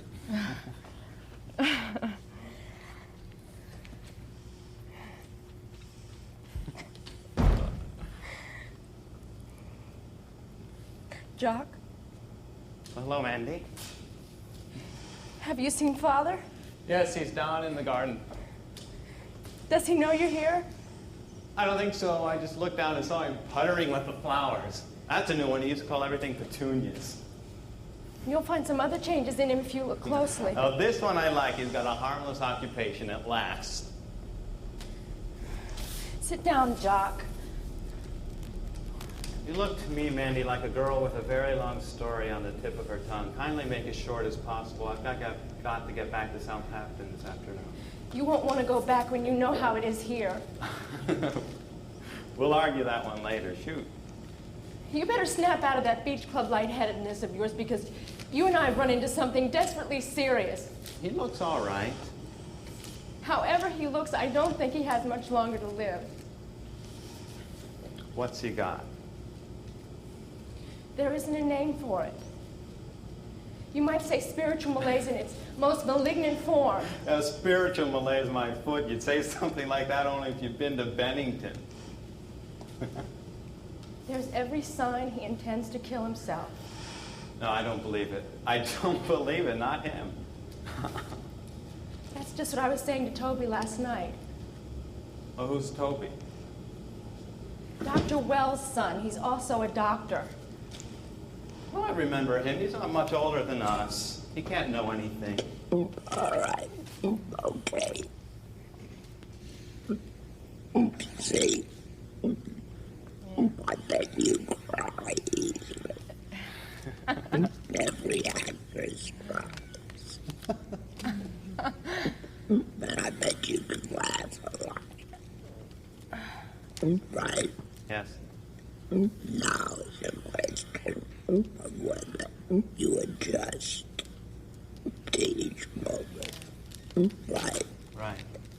You gotta see that she's trying. But you're not gonna ask. See? What's the point when somebody says here, God Almighty, my father's dying of triple cancer, losing his legs, losing his eyes, and building up a tragedy that doesn't even exist. In Shakespeare, and he was good. See, what's the point of trying to mentalize that devotion when, say, cry, laugh, you will lose your adjustment. She'll make you curious. But the fact is that you go through your heads. Oh, my father died. Oh, my father died. Oh, shit won't happen. Oh, my father died. I say no. Cry. I can't tell you what's funny. You know what's funny. So be funny. Then we'll find out whether or not you're adjusting to each other. When we walk into a room, we have a point of view about everybody. You look at somebody and you think they're attractive. You look at someone else and you think they're unattractive, or you don't like the way they dress. So you automatically have an honest point of view every time you do something. It's whether or not you use it. A point of view in a relationship would be affected by what you mean to me, so that if you basically were someone who's going to give me $1 million to run my theater, I am going to have a point of view about you. If you're the IRS man coming to me to take $1 million from me, I'm going to have a very different point of view. But ultimately, point of view is just your honest opinion, how you really feel about that person in that moment. What do you think I'm trying to do but face it and make you face it? No, you know I'm no good in this. I'm only the wayward son, his afterthought in his love life with mother. That's a horrible thing to say. Well, all right, but it's true. I mean, this is your problem exclusively. I don't mean a thing to him except as some kind of reminder of his own failure. The only thing he cares about in this world is you. It's like an obsession. That's wrong. That's fantastically wrong. Well, then why does he go on so about your getting married? Has it ever occurred to you that maybe he never... Please shut up. Gladly. You don't have any point of view which is strong enough towards your father, towards your mother, towards your father's troubles. You follow? Yeah. It's almost as if you have it. A line reading. Uh-huh. Things, moments don't mean anything to you. Either they come to you spontaneously, or you have to work for them. I guess I know what the point of view I should have, but it's not in my behavior at all. I wonder if there's a reason for that. I'm sure there is. So what is it? I'm not sure, but I don't think I leave myself alone to allow that to happen. Why don't you leave yourself alone? I may be too conscious of what's happening around me and playing the scene. I don't know for sure. Are you trying to be simple? Yeah. How do you feel about your father? I don't like him at all. He's never treated me well since I grew up, and I'm angry at him. You're not emotionally involved in this. That's rather neutral, isn't it? Yes. That's no good. Yes.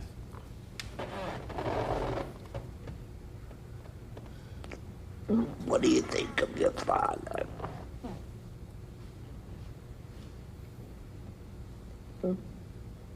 You almost had it then.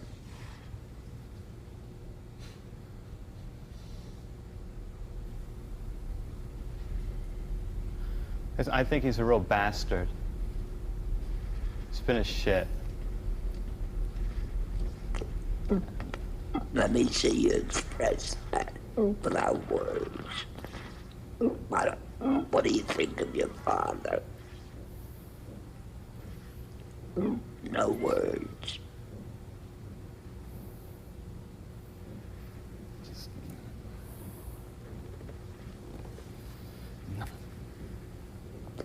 That would be better, you see.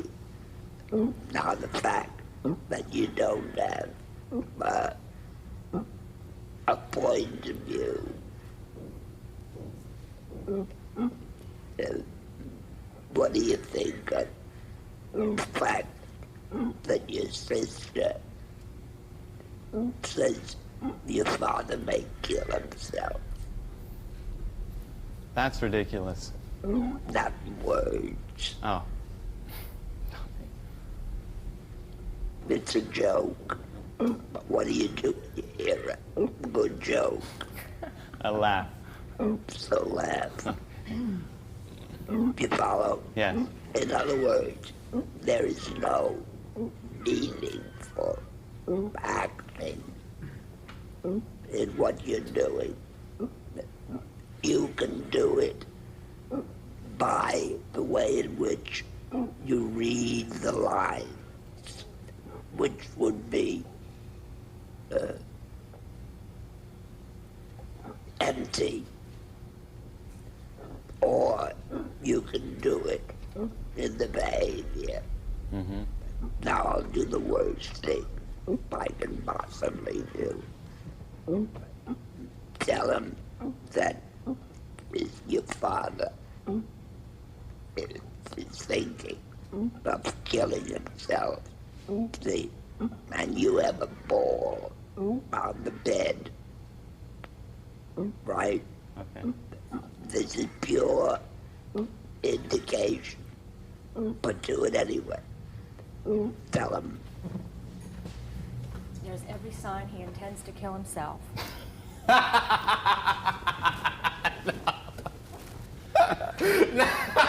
Not him. No, not him.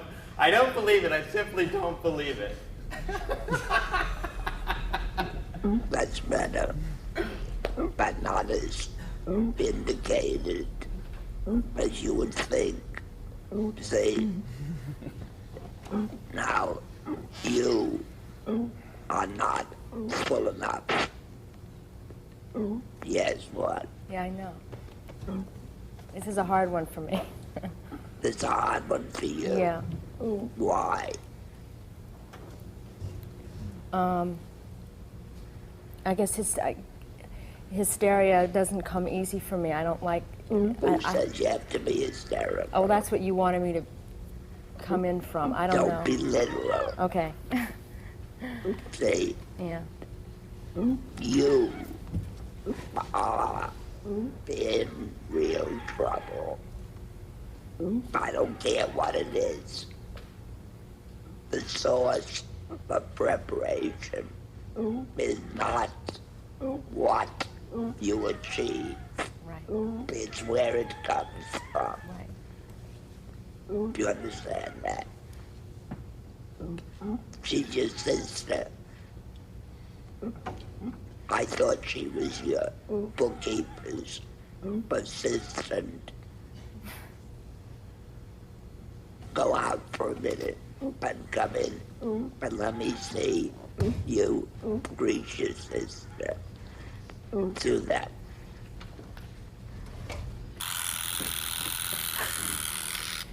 Mandy, Jock. Well, that's like two people who don't believe in sex. This is acting, not blind reading. Show them the papers. Say, what's this? Don't examine it because you won't see anything. Okay. See? What is it? Some legal papers. Clifford Evans had them sent up from the bank today for us to sign. Father's already signed them. What does it all mean? Father settled practically all his money on us. It's sitting in cash in the bank waiting for us to go and pick it up. What do you think of that? I think it's just great. Do you believe it? No, I guess no. I don't think he'd do that. You say it's some kind of tax notch. Yeah. It's a meaningless gesture. It isn't anything he did out of his heart. It's a joke. I say that for exercise purposes, turn this into physical acting, not blind reading. In order to do it, it has to have a meaning to you. Doesn't it? Yes. The poor actor reads lines. A good actor expresses the meaning with his behavior. So even before you notice that she's in trouble, she just sits there, greet her. What do you think of your father about to kill himself? That's another That joke. gets you on the floor. You follow?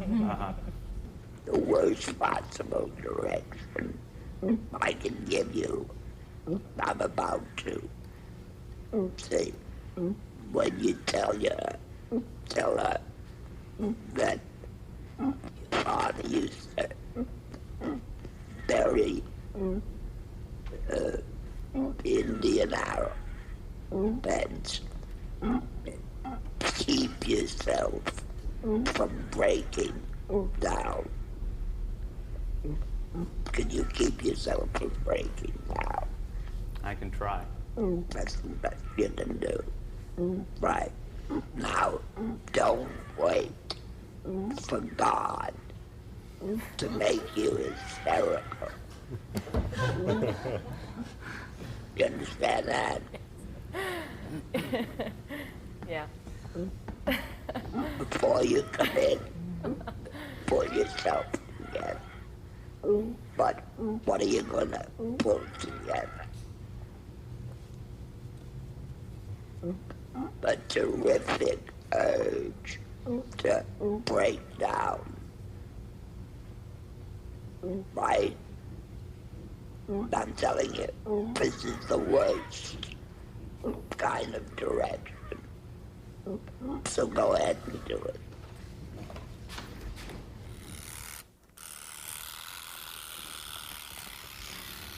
Hello, Mandy. Jack, have you seen Father? Yes, he's down there in the garden. Did you hear the way she said that? Barely. Barely. Yeah. Now thinking about That would change you. You're too shy. What does it come down to? point of view and behavior. A good actor expresses himself through his behavior. A poor actor reads the lines. Take your choice. Now I'll tell you something about preparation. Start crying. Mechanically, who cares?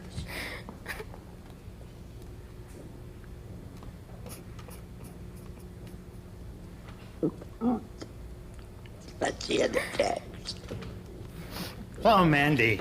Jack, have you seen Father? Yes, he's down there in the garden. Does he know you're here? No, I don't think so. I just looked down and saw him puttering with flowers. That's a new one. He used to call everything petunias. Joke. He used to call everything petunias.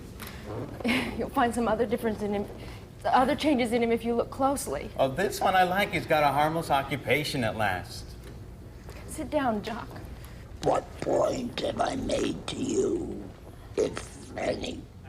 My point of view, which seems to be non-existent right now, needs to be expressed through my behavior. That's a big statement, but you're right. What about you? I feel like I should just relax and allow things to happen to me. Why aren't you I don't relaxed? know. But I'm not. Why? I don't know. Are you relaxed? She's I guess relaxed. I'm frightened. What? I guess I'm frightened. Of what? I don't know, failure. Suppose you fail. I know, I suppose I fail. What'll happen to you? I'll just get up again and try again. Will you lose your boyfriend? No. Will you lose your parents? No. What terrible thing Nothing. can happen to you? Nothing. And I know that here. Where should you know it? Here. Yeah. You can't fail. I know. All right. There's no point in talking about being nervous or being afraid to fail or wishing you were dead or had listened to your mother and got a job at Bloomingdale's. There's no point in saying any of that because you're gonna be afraid to fail. You're gonna be afraid to make a fool of yourself. All of these things are gonna happen. So let them happen. Then you fix them. All right. You understand what I'm talking about? Yes. Go like that.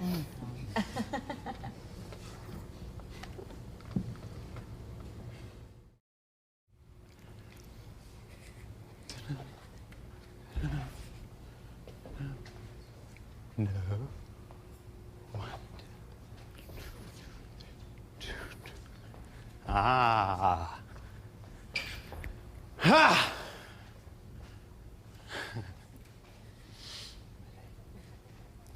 Mandy! Have you seen Father? Yeah, he's down in the garden. Does he know you're here? No, I just looked down and saw him puttering the flowers. And that's a new one. He used to call everything petunias. Well, you'll find some other changes in him if you look closely. Oh, this one I like. He's got a harmless occupation at last. Sit down, Jock. Listen, Mandy, you look like a girl with a very long story on the tip of her tongue. You kindly make it short as possible. I've got to get back to Southampton this afternoon. You won't want to go back when you know how it is here. Well, we'll argue that one later. Shoot. You better snap out of that beach club lightheadedness of yours, because we've run into something desperately serious, you and I. He looks all right. However he looks, I don't think he has much longer to live. What's he got? There isn't a name for it. You might say spiritual malaise in its most malignant form. Oh, spiritual malaise, my foot. You'd say something like that only if you'd been to Bennington. There's every sign he intends to kill himself. No, I don't believe it. I don't believe it, not him. That's what I said to Toby last night. Oh, who's Toby? He's Dr. Wells' son. He's also a doctor. I remember him. He's not much older than us. He can't know anything. He doesn't have to in this case. He broke it to me gently as he could.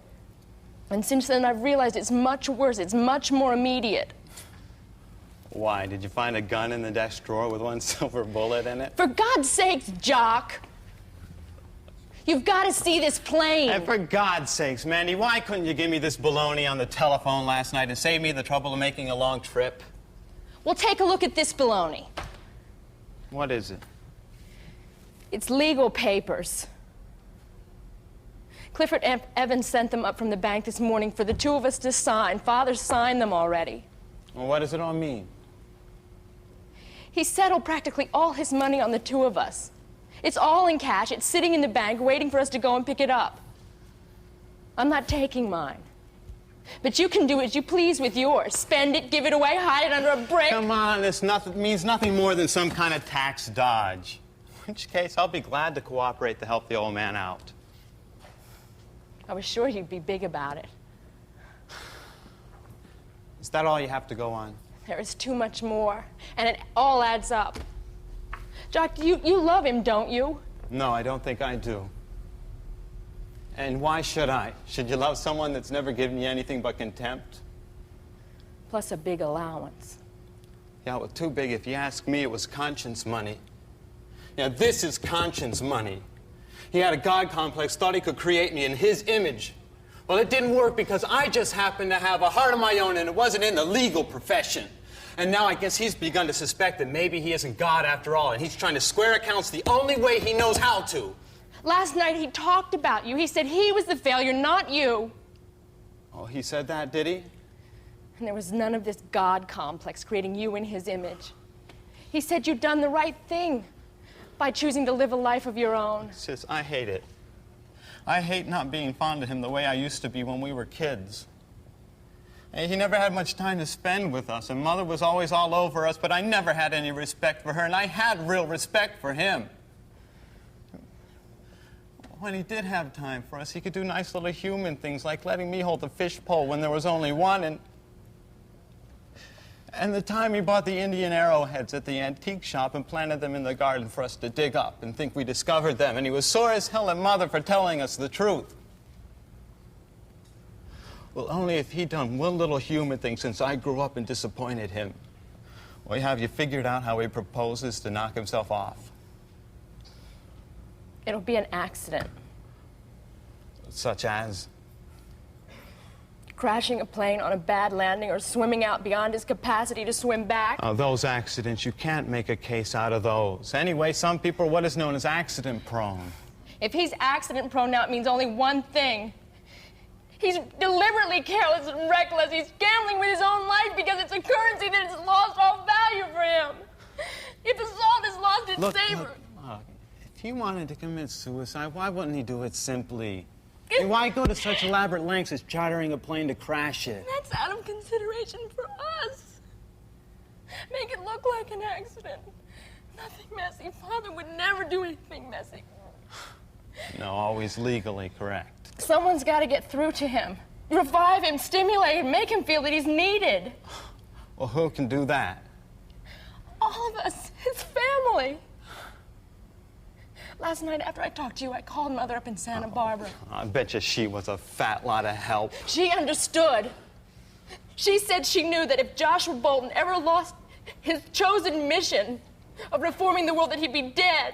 It's a nice feeling, isn't it, when the emotion starts coming all by itself? No? Yeah. But just let it alone. It may stay. Yeah. May disappear. The very fact that you feel something happening can make it go away. Yeah. You're a terrible waltzer. Terrible. Yeah, waltzer. Oh. How old are you? 28. 28. How long have you been acting? 4 years. How old are you? 24. Why? Why?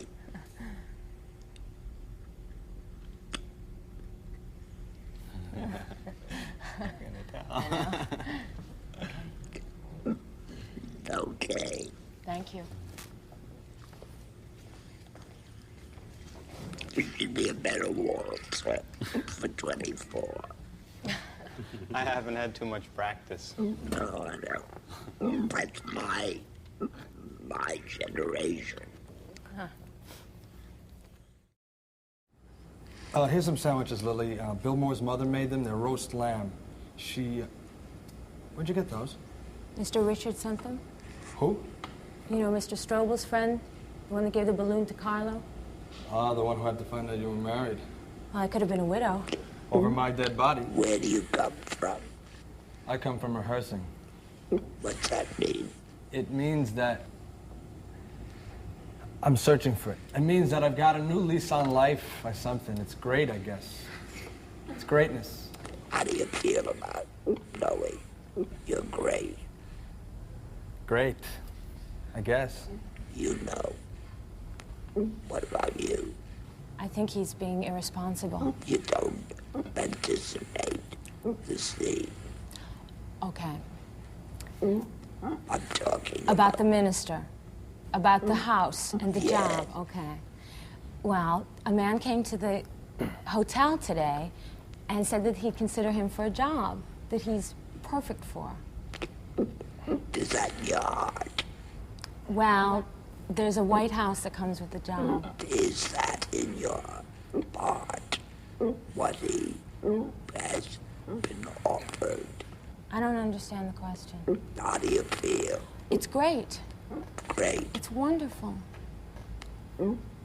Finally, you're gonna be dragged out of poverty, right? He's gonna get a job. Now you're being dragged out of poverty, too. Why? To go into show business. That's not enough. To be a star. What's that mean? Then I'll have everything I want. What are you gonna have? How do you feel? I don't know how to put it into words. That's how you feel. Why do you come in? To get dressed to leave. To leave for what? To go act. To do my act. Just do your act. To be a smash. That means what?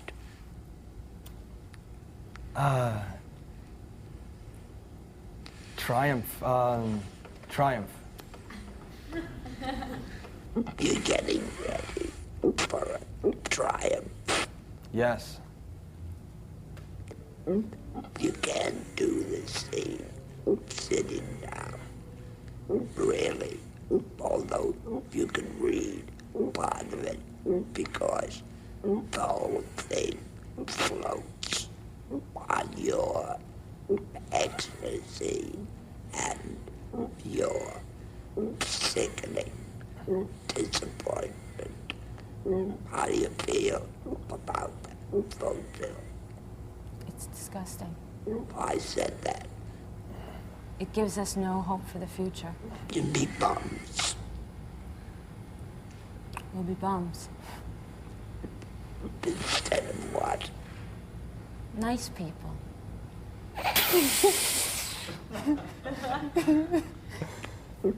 How would you like to be married to an actor who plays Pottstown, Pennsylvania, twice a year? That's all. I wouldn't like it. What? I wouldn't like it. What do you want? I want a home, and I want security, and I want a family life that's real. Yeah, have a home. What does that mean? To be surrounded by people that I love, with me. Yeah. And familiar surroundings, food. Food. Everything is wonderful. What's acting? Everything's all over the place, and there's no... Now, if you were the perfect actress, and I said to you, how do you feel on vaudeville? You would vomit. Why do you come in? I come in to get ready to perform. So what are you going to prepare for? For something in the area of ecstasy. And you? Ecstasy. Yeah. Which goes as soon as he says, like, this is what you're talking about, the preparation being just for the first moment. Okay. Now look, actors don't say something in the nature of ecstasy. They can't talk. Because the words fill them with such full emotion. Now you can't get that now, but you can get an approximation. Now prepare, and then let's have as much change as possible.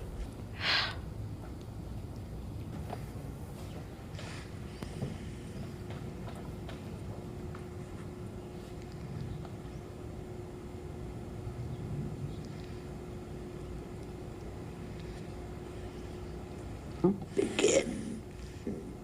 You were gone so long today. We were rehearsing. Rehearsing? Rehearsing? What do you mean? Who was rehearsing? Here's some sandwiches Lily Bill Moore's mother made, and they're roast lamb. Where'd you get those? Mr. Richard sent them. Who? You know, Mr. Strobel's friend, the one that gave the balloon for Carlo? Oh, the one who had to find out you were married? Well, I could have been a widow. Over my dead body. Val, that isn't funny. I think it is. We're going out to Washington tonight. Who's going on to Washington? Bill and I. I thought you were writing an act for Johnny and Bill and... As it turns out, Bill's mother delivered an ultimatum. She wants Johnny to forget the theater and stick to his job, but that leaves Bill high and dry unless I team up with him tonight. Well, you mustn't. Julie was here today and I had to borrow $5 from her. I wish you hadn't done that. Well, it's done, so we're sure of a few meals anyway, so you mustn't. Do you remember that blue shirt I used to have? Do you know where it is? It's still around? Now, there was a man here today from Leffertsville. From where? Leffertsville, Staten Island, the school. Oh, what'd he say? Nothing much. He was here only a short time. He was a minister. That's done it. He said he'd consider you, Val. Well, if things go right tonight, honey, he can forget me. You mean to say that if you and Bill win a measly $10, you throw... As it turns out, it's more than $10. It's $10 to begin with. It's $10 to begin with, but it's also a trip on the Jersey. It's a... Yeah. Okay. As it turns out, it's more than $10. It's $10 to begin with, but it's also a full week's work at a theater on the Jersey coast, and they pay for the actors $40, and then the winners come back for another week, full week's work. Full week's work at the Jersey coast, and to pay for the actors another $40, and even that's not the important thing. What is? The important thing is that the bookers, the guys who place the acts in all the theaters. It's too big. It's too big, honey. It's very good, but it's too big because it stops him. See? You have it. Okay. Why do you think they hold on to it? They want to show it, you know. I mean, it takes a lot for a good actor to pull up this emotion. So the first thing you do is you want to say, see all this emotion I got? Look how good I am. That's the main thing. Or they're afraid. They think they've got it. They've got to keep it to play the scene. But what it does is it kills the scene. That's not even the important thing. What is? The important thing is that the bookers, the guys who place the acts in all the theaters, come to the Washington regularly just to sign people up. Oh, that's the important thing? Certainly. If Bill and I... There's that darn shirt. If we're any good at all, we ought to sell right along after tonight. But I thought you were all through with the stage. I mean, going on yourself as an actor. I thought so, too. I never dreamed that you... I never dreamed I would either, but... See, it just happened. I didn't plan on it. Sometimes the greatest opportunities in life happen just this way. You call this a great opportunity? Certainly. Bill has a good vaudeville personality, and with any decent material, there's no limit to where he and I can go. Where can you go, Val? From one town to another? From one hotel room to the next? Why not? It could be good life. You're not broke. You mean to say that we're going to spend the rest of our life in rooms like this? No, not rooms like this. Beautiful rooms with good furniture, good service. All hotel rooms are alike. What are you talking about? Some of them have... Oh, I see. You mean they're all alike in feeling. I'm always surprised. Oh, I see. You mean they're all alike in feeling. I'm always surprised when you throw me a curve like that. What does that mean? It means you're usually pretty literal-minded. And what does that mean? But anyway, listen. If we really succeed, if we really make it, here's what we can do. You won't have to travel with me. You could stay in, we could buy a little house somewhere, and you could live in it while I'm out of town. And what kind of a marriage would that be? Then come with me then. I guess we don't have to decide tonight. I haven't signed any contracts yet. Val, I've never been to these amateur nights before, but I've heard about them. Is it true that the audience throws things at the amateurs? No. Well, sometimes they're a trifle wild, but that's only when the management encourages that kind of behavior. Why, you're afraid you're not going to hit with the right leg? Yes! You have all kinds of confidence in me, don't you? Oh, Val, how could you stand it if somebody threw something at you? I guess I'd live through it. Oh, you'd live through it, but you'd be different. How would I be different? You'd be a man who'd let somebody throw something at him. Well, what of it? Well, you'd never be the same again. You're not like Bill Moore. You've held a fine position. And still Carlo needed two pairs of shoes. She didn't. She had a pair for Sundays and a pair for school. No. Wait a minute. You see, that's the idea. Now, you are too strong for him. See, that's an element in a character She's like, which yeah. doesn't know how to fight. She suffers, but doesn't know how to fight. See, listen, you gotta be busy. Constantly doing these things. Even if you take your shirt off 9 times and make your time. Perfect. It's got to be. For whatever Yeah. reason. You see, and you're emotionally, you're unadjusted. That is, she's one of those old-fashioned wives who suffers but doesn't fight her husband back. They don't exist, but you know what I mean. See? Can I ask a question? Yeah. I think I understand why, because later on in the text, she still tries to convince him about the school. Okay. So she's still holding with that as a possibility. But not inside. But she doesn't fight with it. Okay. See? Yeah. Why was I doing all this?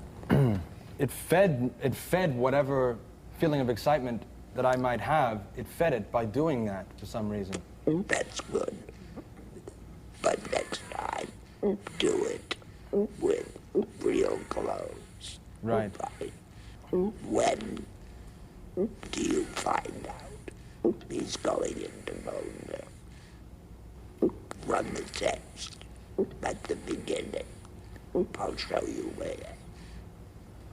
Okay. You were gone so long today. We were rehearsing. Rehearsing? Who was rehearsing? What do you mean? Here's some sandwiches, Lily. Bill Moore's mother made them. They're roast lamb. Where'd you get those? Mr. Richard sent them. Who?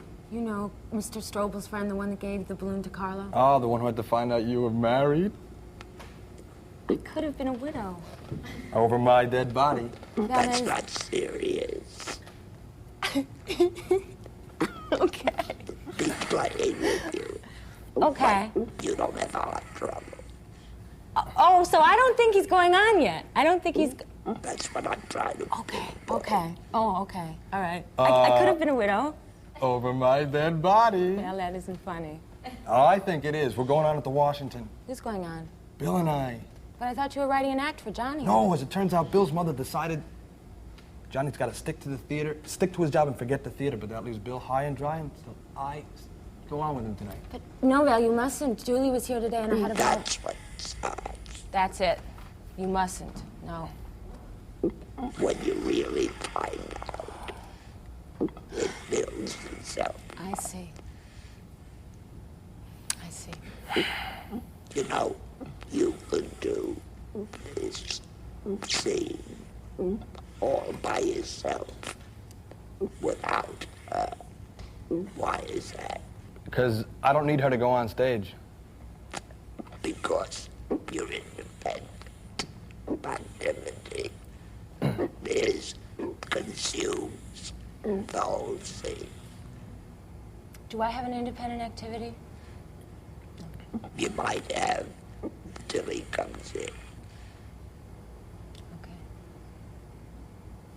You know, acting is an emotional profession.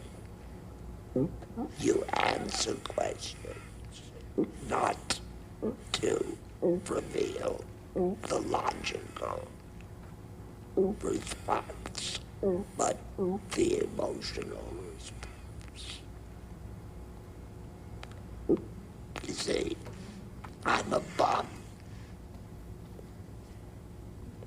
What's that mean?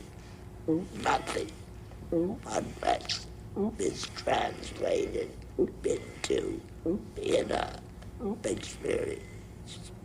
You know what the most important word is in this active thing? Why? And the answer is emotional. We're stuck in our logic. You get stuck.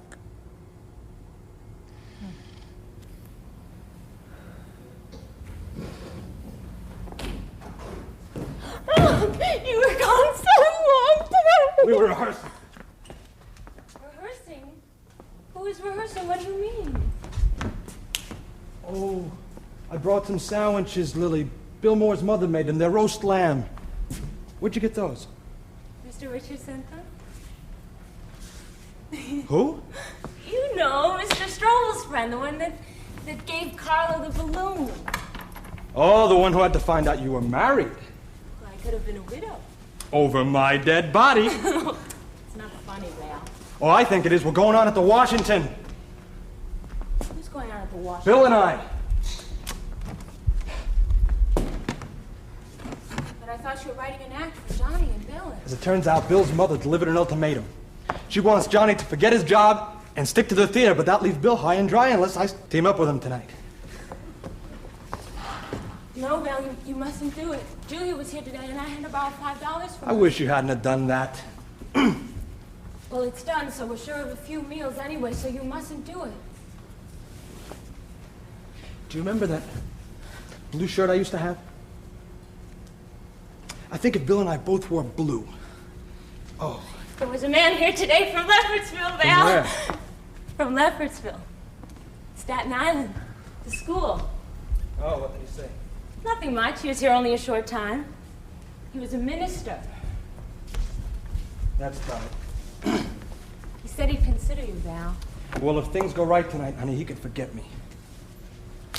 Do you mean to say that if you and Bill win a measly $10... As it turns out, it's more than $10. It's $10 to begin with, but it's also a full week's run at a theater down on the Jersey coast that's owned by the same man that owns the Washington. And the pay for the act is $40.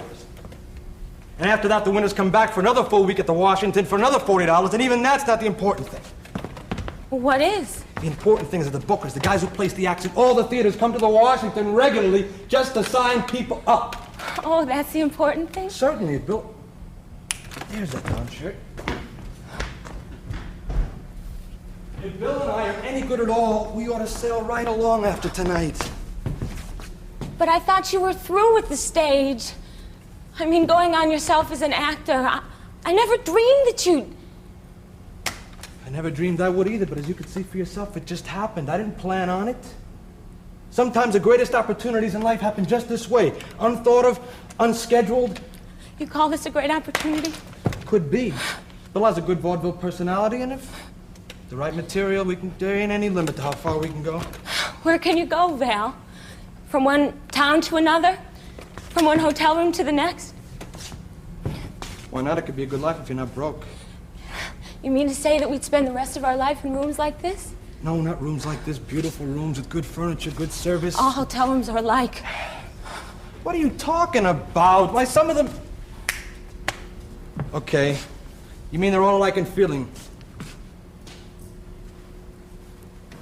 I'm always surprised when you throw me a curve like that. You're usually pretty literal-minded. What does that mean?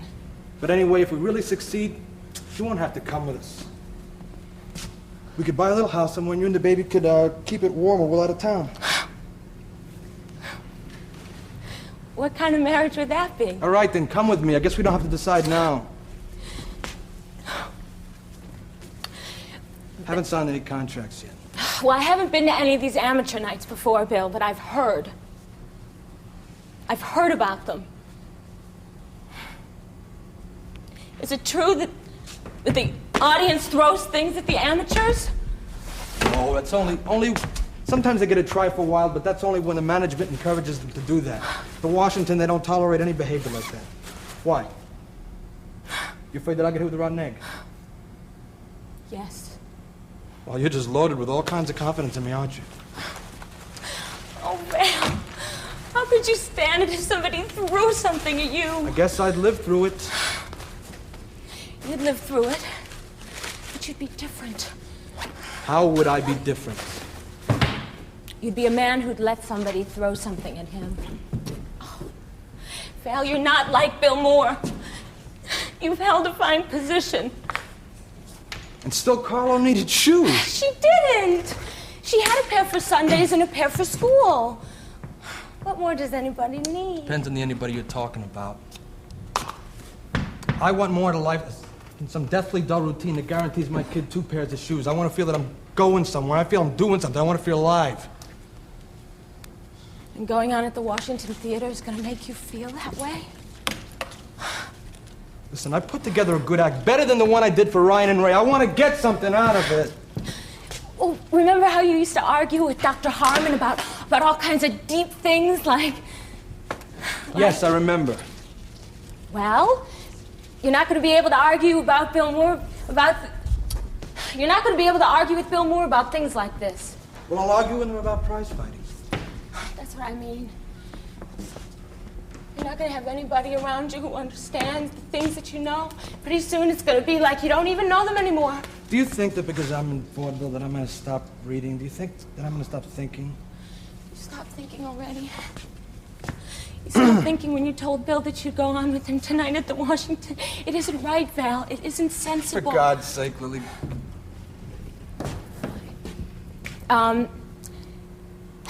This White House, this job in Leopardsville, this White House that goes with it. Yeah, we've had those White Houses before. We've never had a White House. All right, so it was yellow and the roof leaked and the parlor stove didn't work. You coming over to the theater? No. Well, I guess that answers my question.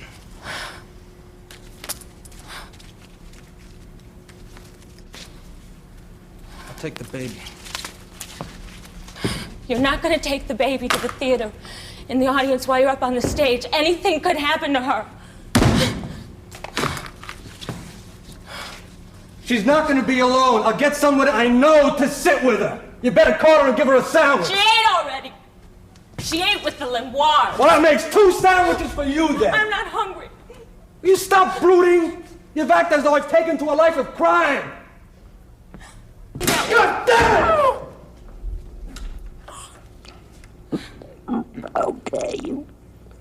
What made you lose your temper? I can't put my clothes on and I can't get any help. I mean, I'm frustrated. I'm just frustrated. Because you're playing rush instead of speed. See, you're making a fetish of setting a record. Stay on that bed and stay there. Don't argue with it. We discussed that yesterday, didn't we? Take your time, Susan. Prepare for a peaceful life in the country and go moment to moment. See? I'm talking to you now, right? Do I have to get up? No. Touch noses with you? Well, you're putting the emphasis on speed instead of getting your clothes changed nicely, moment to moment, and stay there. See, you covered as much territory as he did. See, except he was going this way, and you were going this way. The moments never happened because it was a question of setting a time record whenever you do something for its effect rather than for its meaning. You have a dream of the White House, and you have a dream of fame. That's what sets it going. Right. It's how you do what you do, which makes the character. That's what character acting is. How you do what you do. That's what it is. You want me to make a character adjustment in the scene? Emotionally. I don't say you change your speech. I don't say you adjust in a way that's not truthful to you. All I said is, look, she's not a fighter. She's a demure girl. That's your character.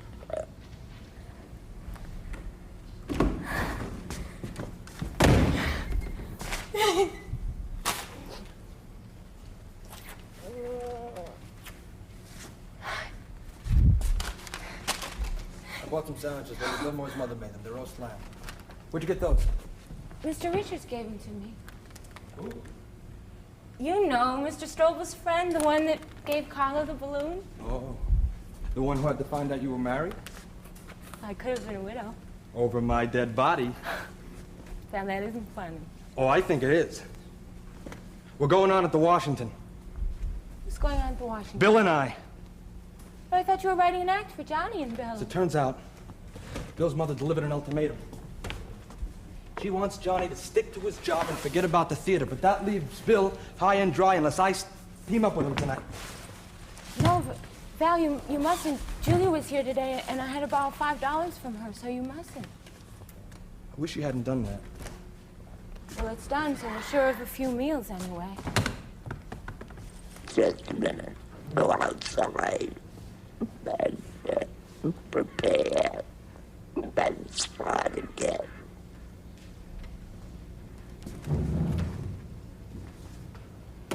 Hurry up here. Clyde. Okay.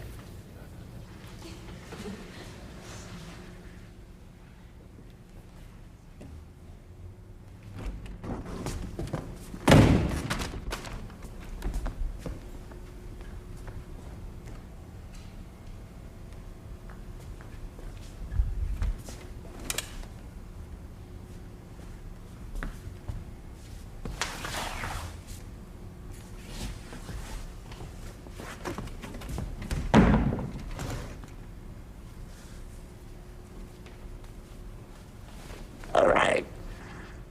Put everything back. Why you come in? To get dressed to go on stage. What do you mean to go on stage?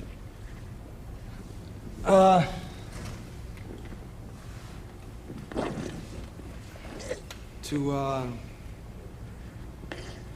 perform. What do you feel about that? I can't really I don't know what to say about it. I could just... Do you want to be a star? Yes. Yes. Is that your life's ambition? Yes. Yes. The 60s were a very volatile time. You know, drugs, sex, rock and roll, and people were challenging the establishment of everything, and they were breaking down walls and all of that. And when it came to the work that Sandy was doing, they looked at it as establishment and old school. And they weren't disciplined in the way that he was disciplined, and they weren't demanding any serious emotional depth out of themselves, which is what he's all about. So at that point, he became very disillusioned. He said, I'm teaching actors for a theater that no longer exists. And that's when he began to say, you know, it's time for me to stop. But of course, he couldn't stop. You're a teacher. Yes. Right. Well, what kind of teacher are you? I teach at a law school. I know that, but I mean that you're a law-abiding teacher, right? Yes. If they cut your salary and the rest of the staff go on strike, you don't. Right. You see? Mm-hmm. Eventually you get to be one of the vice presidents of the school, in charge of Latin. That's good. Why don't you like the family? Because they're conformists. They're not. They're a unit, and I don't believe in this unit. I would be on strike if I were in his position, and we got cuts in salary. I'd be the one on strike. I'd probably be the one leading the strike. How do they feel about you? Well, they think I'm a troublemaker, and that I'm just a little sort of a twit of an. You know, they don't like the way I behave. I'm not part of the structure. You're a non-conformist. Right. Now, what is this meeting about that you won't go to? Well, I don't know what it's about yet, but my brother wants to talk about Edith, about one of our sisters. It doesn't matter what it's about. I have no interest in being part of it. But you should know. I should know what it is specifically. Turn your back on each other. Right now. And you start. Terry? Yeah. Of course, if you want to act like a child. Why do you say that? Well, right now I just don't get any answer.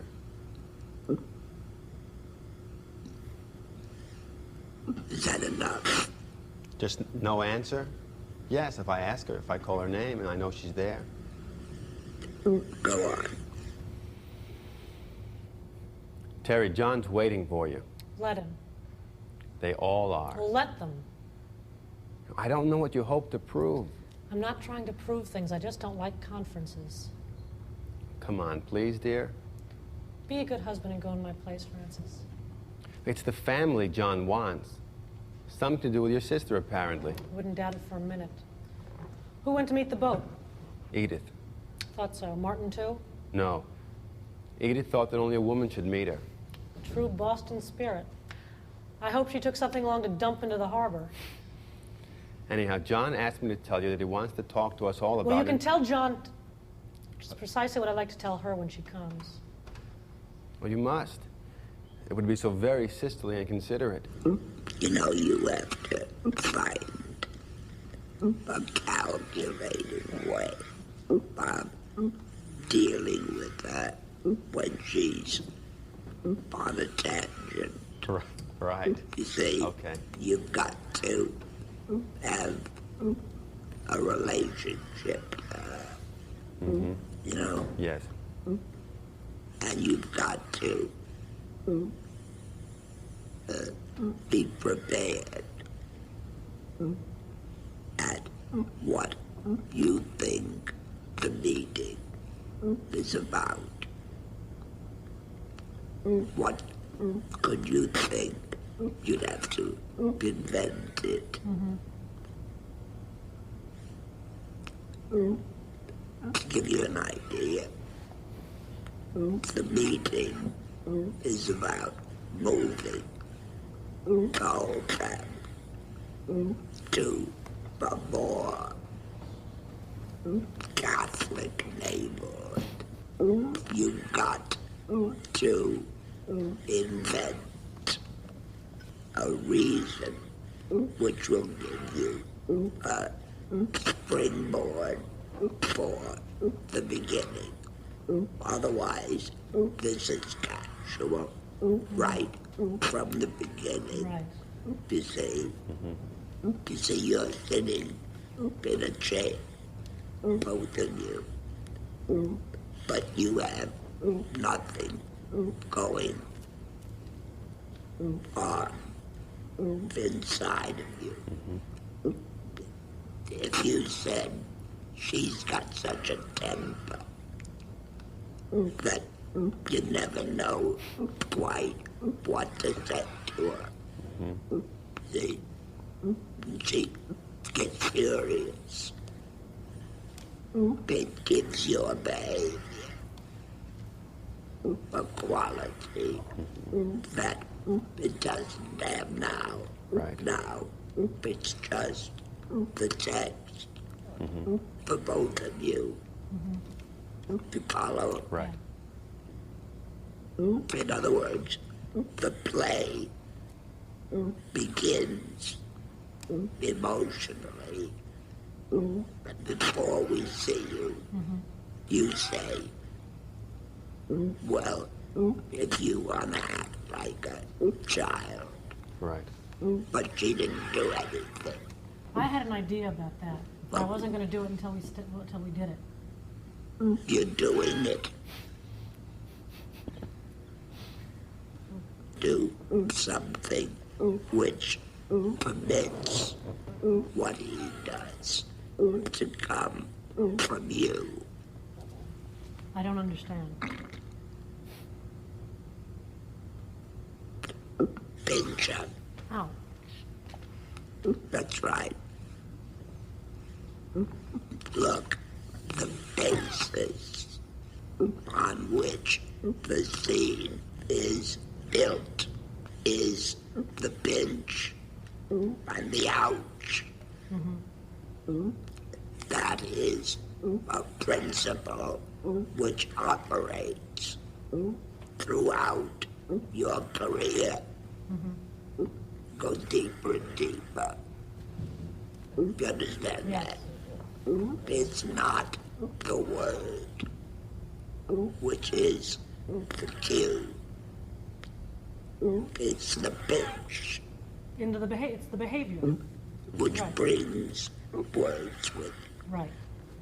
Now, this is for when you rehearse. Go ahead now. Do you know he's there? He's there. Do you know why he's there? He was sent up to get me. Dusa would have started to tremble with rage the moment she heard that door open. American acting in the 20s was very cardboard. It was very presentational. Sarah Bernhardt was considered one of the two greatest actresses in the world, and the other school was Eleanor Duse. Now, Duse did all of her plays in Italian, but no matter where she went around the world, everybody understood every single moment that she did, because she worked from truth, from who she really was, how she really felt, and you could literally see her blush on stage. Whereas Sarah Bernhardt was very presentational and acting everything and didn't really cry and all of those things. So American actors were pretty bad, actually, most of them at that point. But when they saw the Moscow Art Theater, even the butler was real. He truthfully doing it, and the stage was galvanized, and people had not seen an entire ensemble of people. They might have seen a star do it, but not every single actor on stage. Now, don't imitate Duse now. Just know that it's coming in as a meaning. All right. And you know what it is.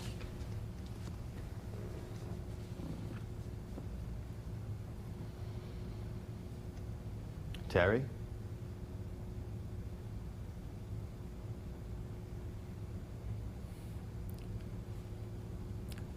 Of course, if you want to act like a child, Terry, John's waiting Well, for let you. him. They all are. Let them. She said, John's waiting for you. But she said, let him.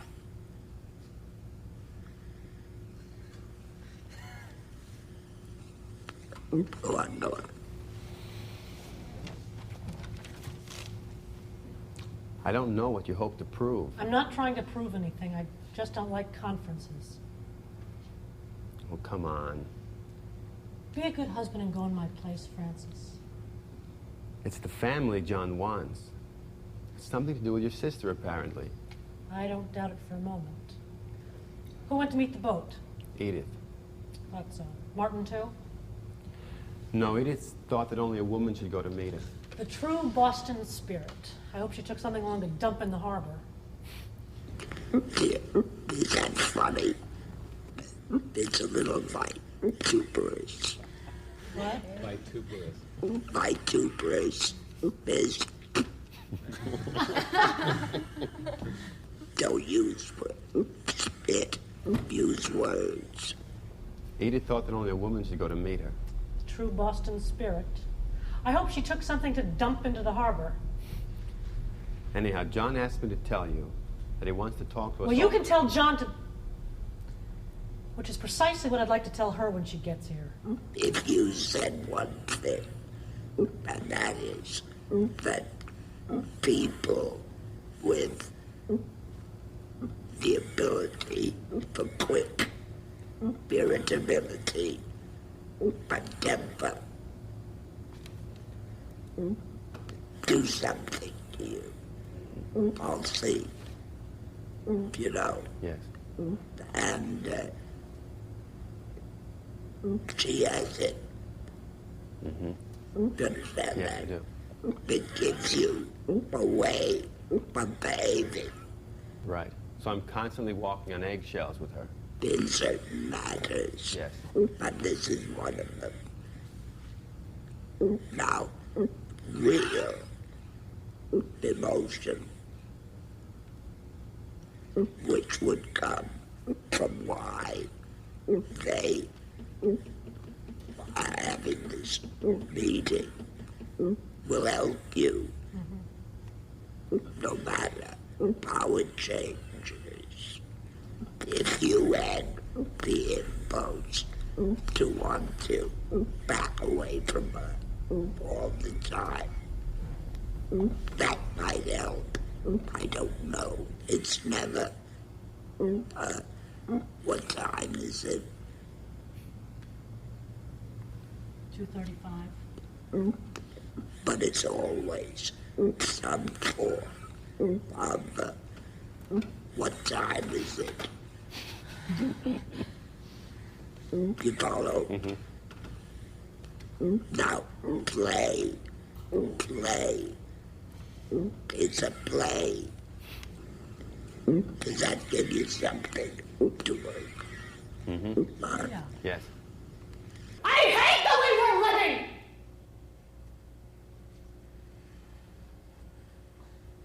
Let's get out of this house. At the moment, I think it would be senseless to.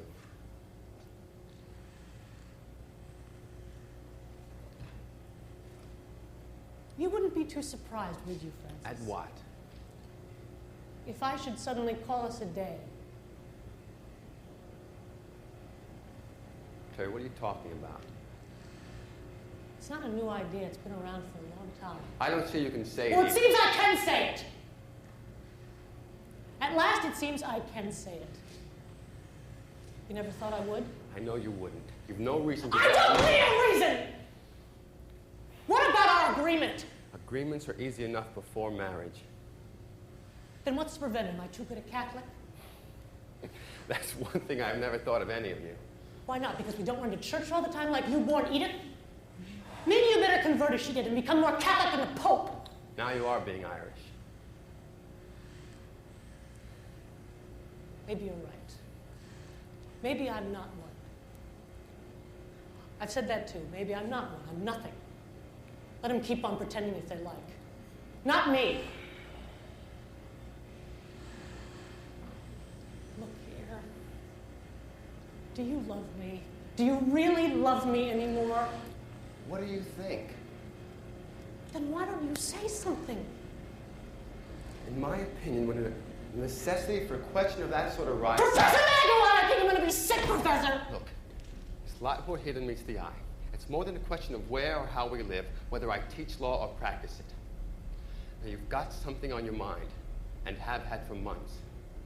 Why not out with it? You handled her sensibly. Yes. Reasonably. Right. Without belligerence. That is what is meant when you say, what do I do? How do I do this? But to give it character, that's character acting. This is what I have to do, and this is the way I'm going to do it. Where does it come from? He was the one to go and get the wildcat over there to come to the meeting. He's a teacher. All teachers are very reasonable, you know. Gentle. Mental. Not emotional. In other words, a typical teacher. He did everything that way. How you do it makes you a character. Otherwise, it would have been a free improvisation with him working off her, fighting with her, a slum fest. You follow? It's necessary to point that out.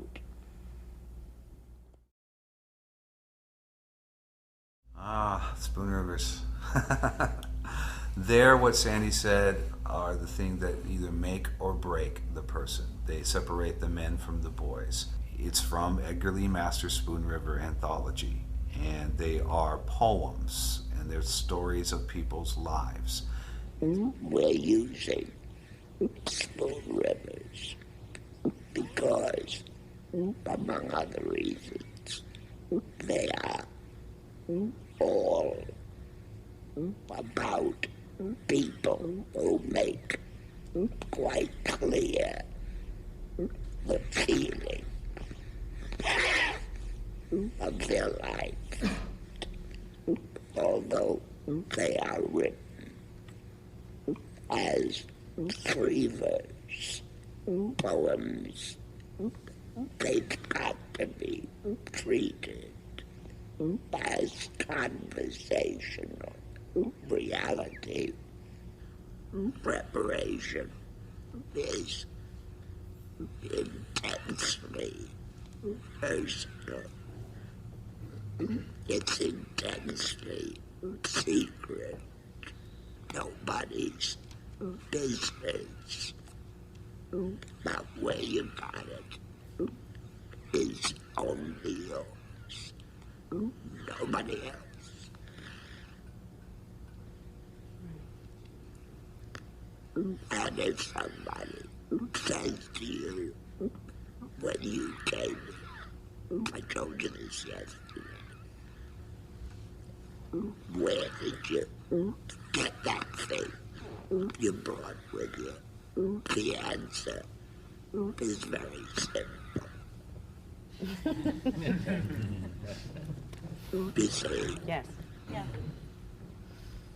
You know, this is such a subtle question and so difficult that it's only the general movement of it, call it wishful thinking.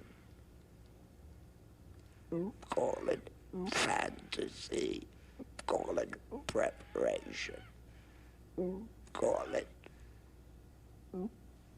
transformation. Call it what you like. See, the only test is something working for you. And then to learn how to let it alone, which will come to. He didn't think American actors could do Shakespeare. He said, if you want to do Shakespeare, go study in England for 5 years, because we don't do it well. So he used this kind of poetry as his Shakespeare. And the assignment is to take that poetry and turn it into a real person, so that literally when they speak, there is no poetry and they become real. And it is the ultimate form of character work, because not only do you do it as yourself, but then once you understand it as yourself, you figure out what the character of that person is. So you end up creating all the 3 dimensions of the time, the person, their accent, everything. So it's the ultimate coming together of all of the elements of the technique. They're all broken down when we teach them, but at Spoon River Point, they're together, and that's when you fly. And the great actors, it's amazing to watch them. Anna Clute. Over and over they used to ask me, while buying the wine or the beer, in Peoria first, and later in Chicago, Denver, Frisco, New York, wherever I lived, how I happened to lead the life, and what was the start of it. Well, I told them a silk dress, and a promise of marriage from a rich man. It was Lucius Atherton. But that was not really it at all. Suppose a boy steals an apple from the tray at the grocery store, and they all begin to call him a thief. The editor, minister, judge, and all the people, a thief, a thief, a thief wherever he goes. And he can't get work, and he can't get bread without stealing it. Why, the boy will steal. It's the way the people regard the theft of the apple that makes the boy what he is. Now we're going to talk about preparation for your purposes.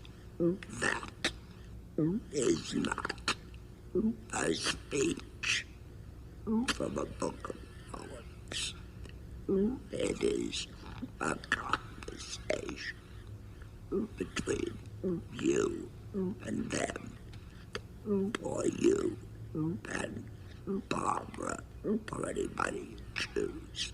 In other words, it's intimate, conversational, and there's no relation to written poetry.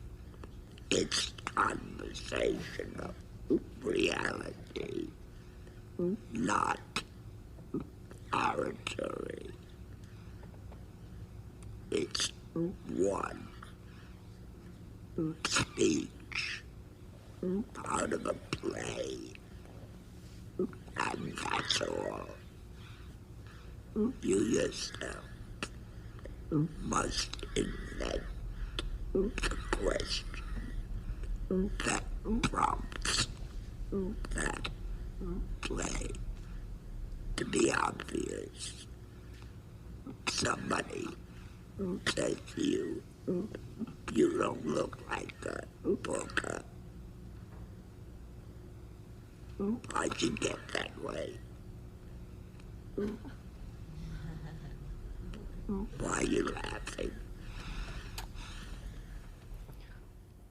Over and over, they used to ask me, while buying the wine or the beer in Peoria first, and later in Chicago, Denver, Frisco, New York, wherever I lived, how I happened to lead the life. What was the start of it? Okay.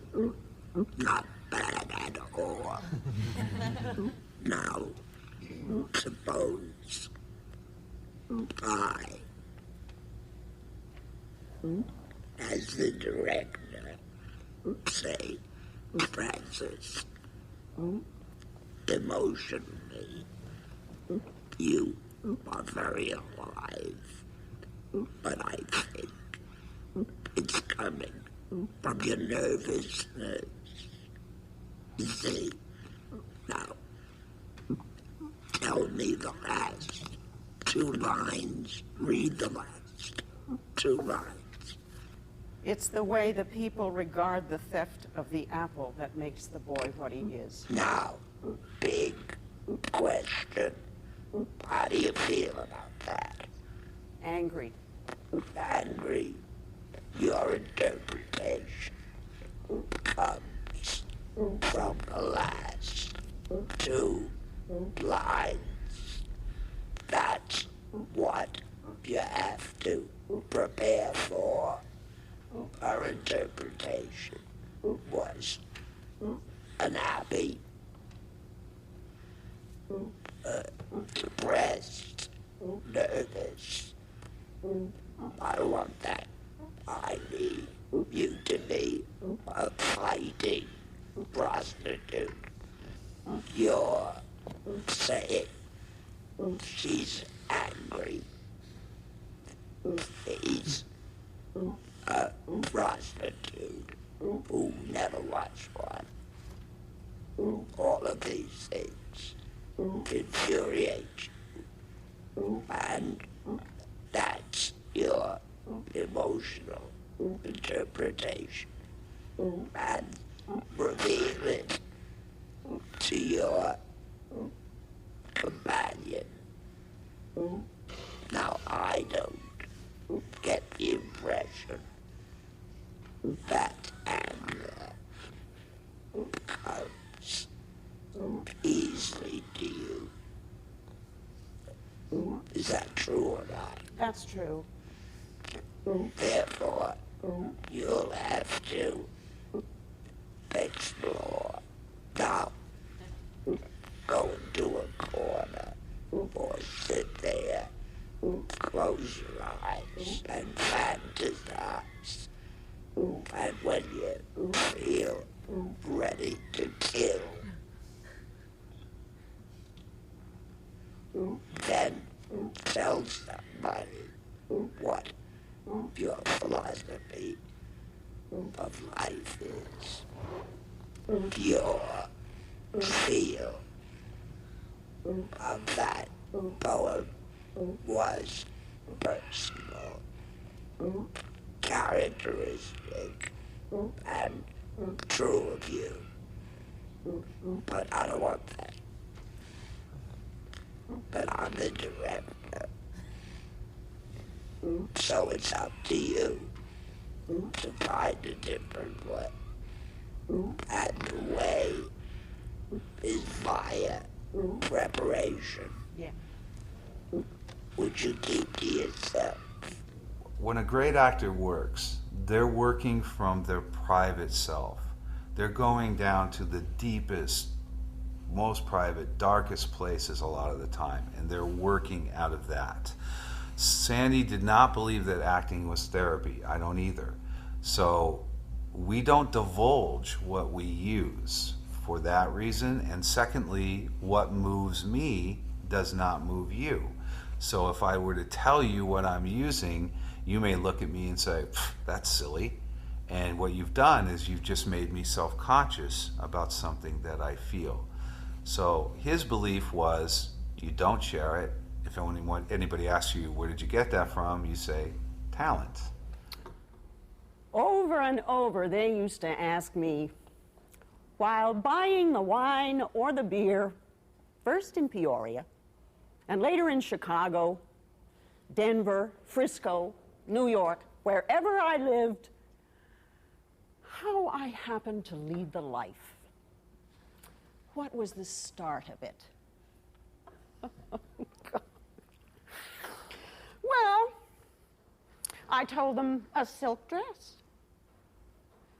and a promise of marriage from a rich man. It was Lucius Atherton.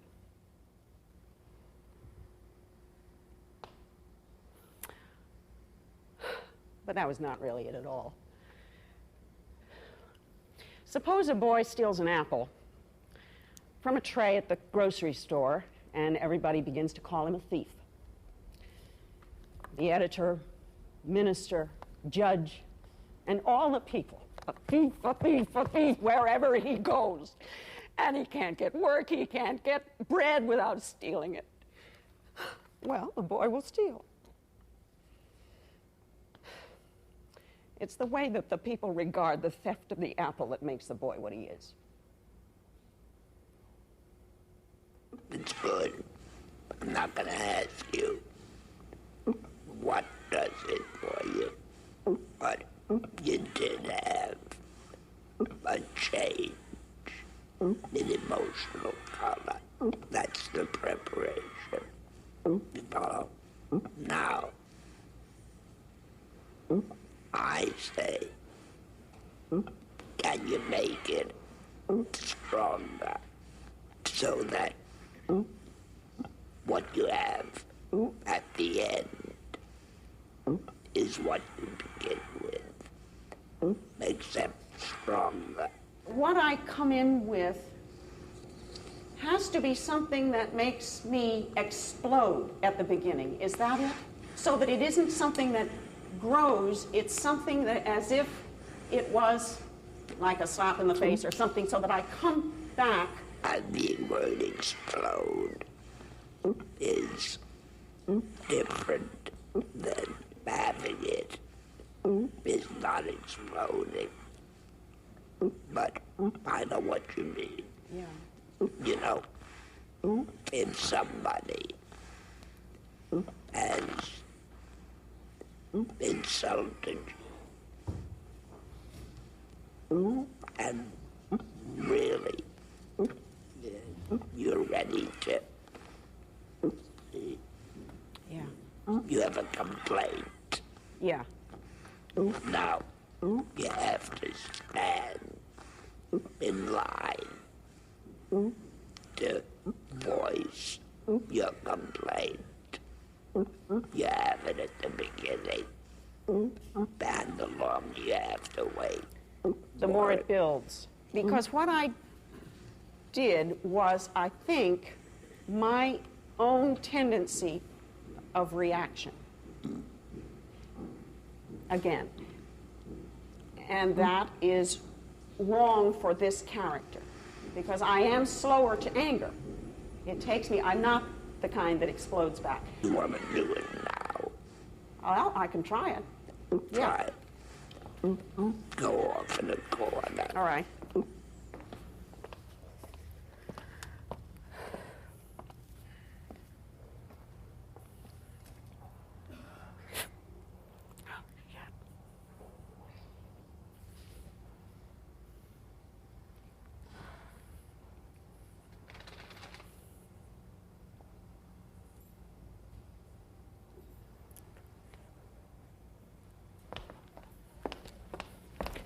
Over and over, they used to ask me while buying the wine or the beer, first in Peoria, later in Chicago, Denver, Frisco, New York, wherever I lived, how I happened to live the life. What was the start of it? Well, I told them a silk dress and a promise of marriage from a rich man. It was Lucius Atherton. But that was not really it at all. Suppose a boy steals an apple from a tray at the grocery store, and they all begin to call him a thief. The editor, minister, judge, and all the people, a thief, a thief, a thief, wherever he goes. And he can't get work, he can't get bread without stealing it. Well, the boy will steal. It's the way the people regard the theft of the apple that makes the boy what he is.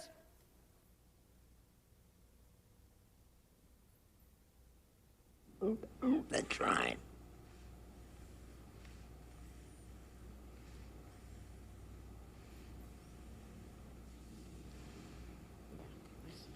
Okay. You see, you have anger in you. But you're human nature. You're human. Yeah. The idea of finding it at its most positive, you just began to do it. See? And it brings all kinds of unanticipated things with it. You understand that? Yeah. I once went to hear a master class given by famous Viennese singer Lotte Lehmann, and she criticized each of the singers who got up.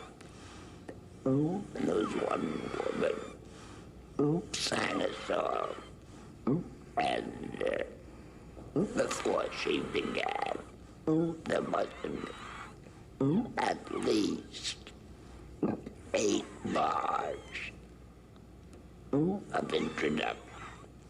It was a serious song. And then the woman started to sing, and Roger Lehman said, no. You have to start singing inside of yourself at the very first note. So when you come to your open singing, you're emotionally ready.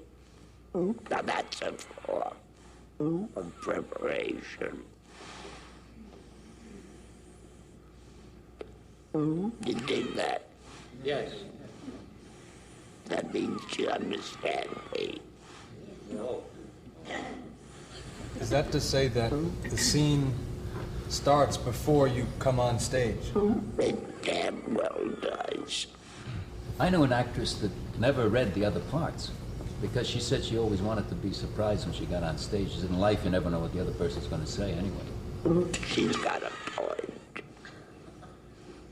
I told her that. Why don't you open a studio?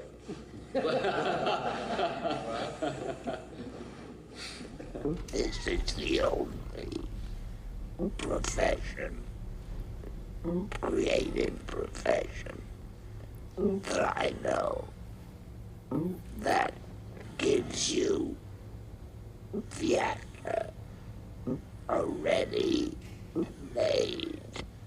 opportunity to avoid being specific.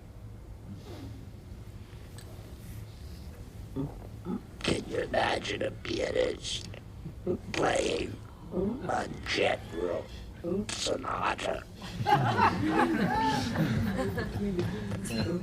Can you imagine a ballet dancer just romping?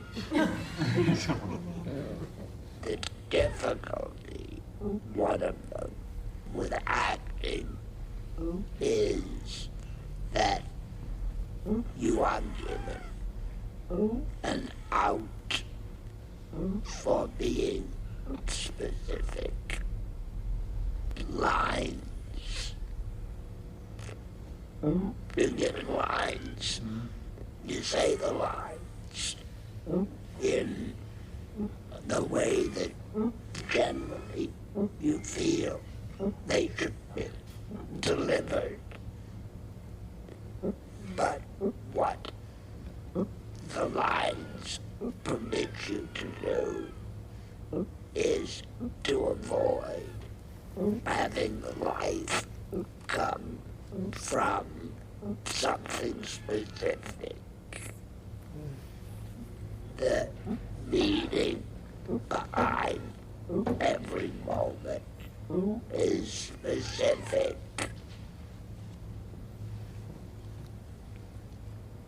Because that's the source of the emotion. Otherwise, you say your text, and you know generally what you'd like to feel. So you combine saying the words and suggesting what the emotion might be, but there are no roots. It has no roots. The emotion of the part has no foundation. Be specific. It's all over the neighborhood playhouse, on the walls. You see? If you have felt the experience of the specific emotion, and then you try to do something and you haven't got it, you really do feel so empty. You just don't know quite what is wrong, but there's something not there. It doesn't seem to matter even whether what you're called upon to do is supposed to be harsh or sad or depressing or whatever. When you know what you're doing acting-wise, it's then fun.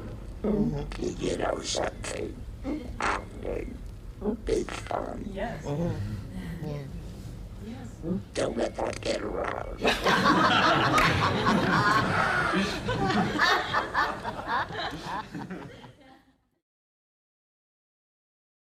Nothing in life is alien to you. I was a penniless girl from Summon who stepped off the morning train in Spoon River.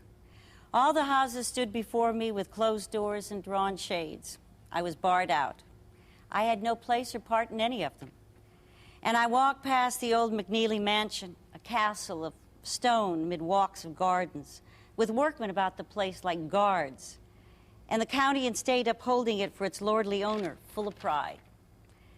I was so hungry I had a vision. I saw a giant pair of scissors dip from the sky like the beam of a dredge and cut the house in two like a curtain. But at the commercial, I saw a man. He winked at me when I was asking for work. He was Walsh McNeely's son. He proved the link in the chain by which I had half ownership in the mansion through a breach of promise suit, the scissors. So you see, the house from the day I was born was only waiting for me. What do you think of those last 2 lines? I think she's had the town. I feel like she's, you know, she's really had the town. The joke is on them. It's pure joy. It's triumph. Well, it's delicious. That's what you should begin with. Till I said to you, I saw the funniest thing today. I'm still laughing. You know, I saw a taxi squashed by a truck. No. And then at the end, it comes out that there were 2 dummies sitting in the back of the taxi that I thought were people and that they were killed. Now the essence of the poem is that it was hilarious. The lines say, I saw 2 men killed in a taxi today. Ah. Now she goes through hell at the beginning. No job, no money, visions, delirium, And at the end, she's the queen on Spoon. Can you see the point there?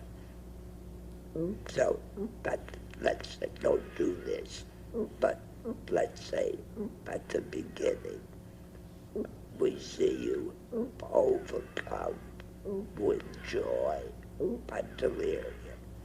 But the lines say, I arrived here, no money, nothing to eat, visions. We say to ourselves, what the hell is she laughing at? You follow? Until finally, at the end, it came out, it's mine, but I didn't know it then. Isn't that great?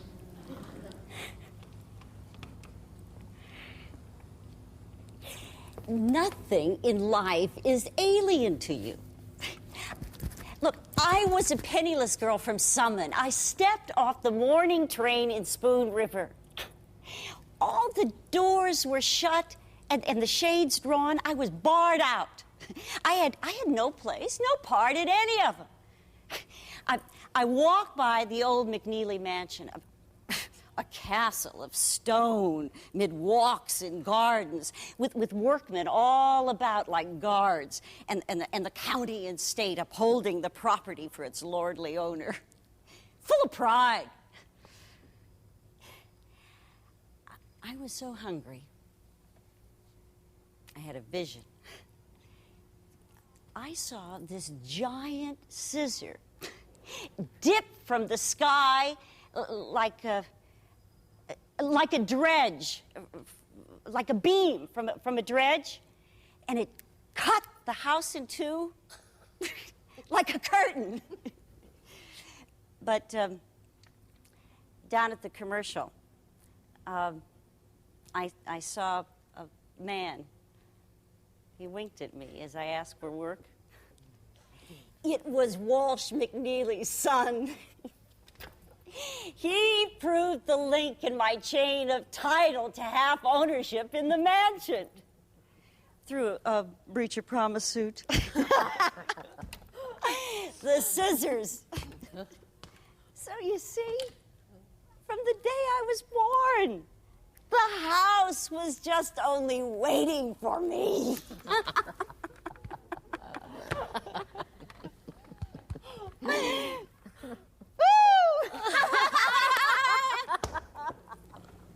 What is the justification for this poem, for this speech?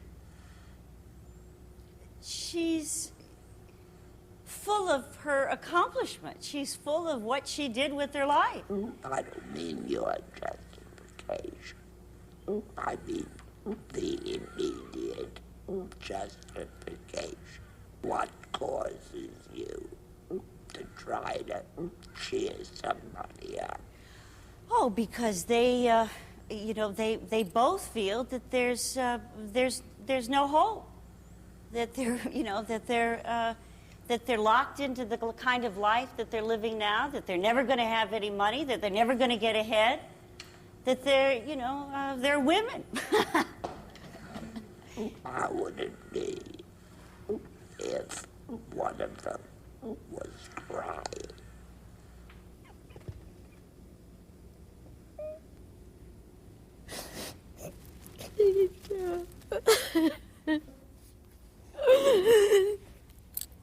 Nothing in life is alien to you.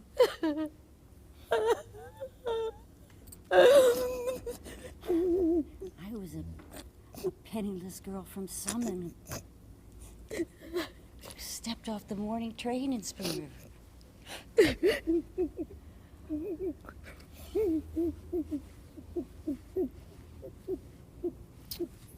The houses stood before me with closed doors and drawn shutters. I was barred out. If somebody catches their hand in a rope that's tight-knitted, some tragedy See? And you have to fix it. You don't say, I'm going away for the weekend. When I come back, I'll untie the rope. She'll be dead by that time. Go faster. Because when it comes right down to it, she's in trouble. Right? What's your answer? The hell with it. Look at me. When I got off the train, there was nobody there. I got a job, and I got a house. And so you never know.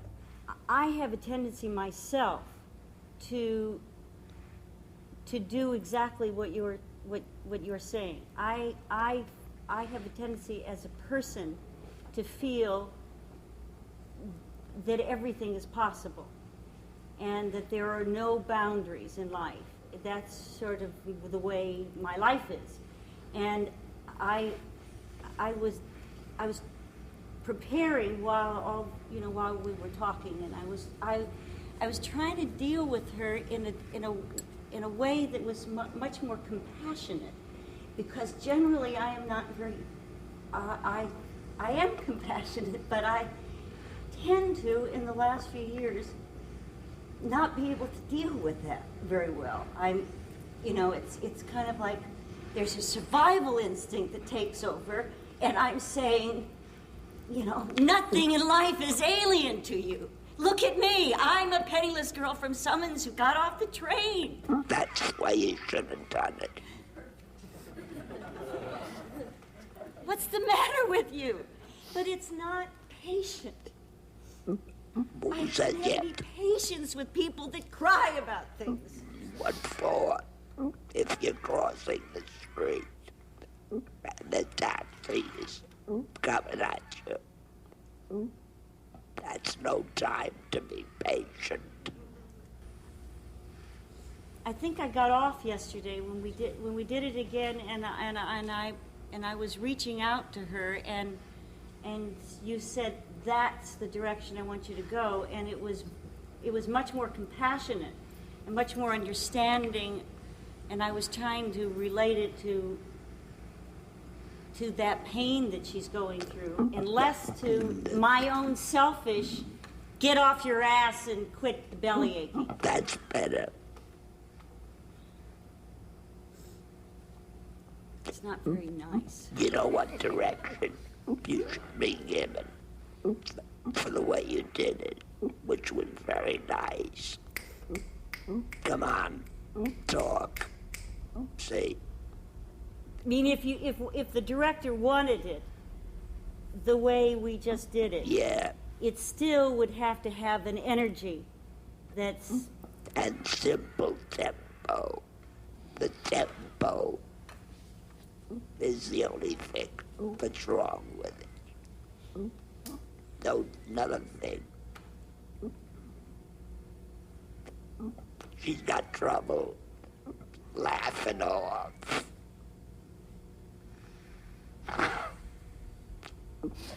I hate crying. Let Franny do it tomorrow. Will you? Yes, you demonstrated very clearly that today you couldn't cry.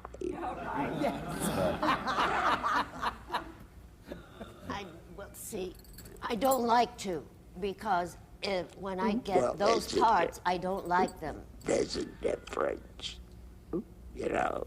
Of can or not wanting to. Not wanting to, doing it. They hurt, Sandy. And that's why I try to choose parts where I don't have to cry. That's too personal. But if you play a part where you have to be emotionally disturbed and hurt yourself every night, 8 a week, which I did once, and I said I'd never do it again, because I don't want to live like that every night. Don't lose the objectivity of the fact that to play a part is like the child something impersonal in it.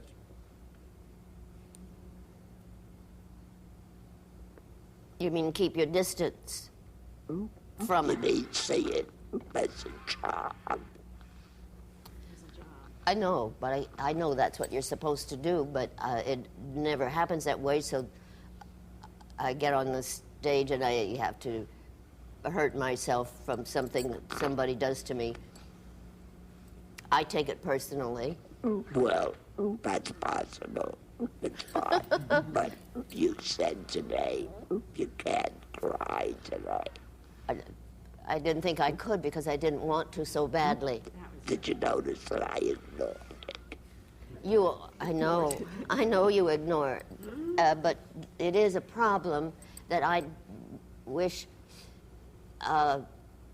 there could be solved, where you could just do things on stage emotionally and not have to feel them.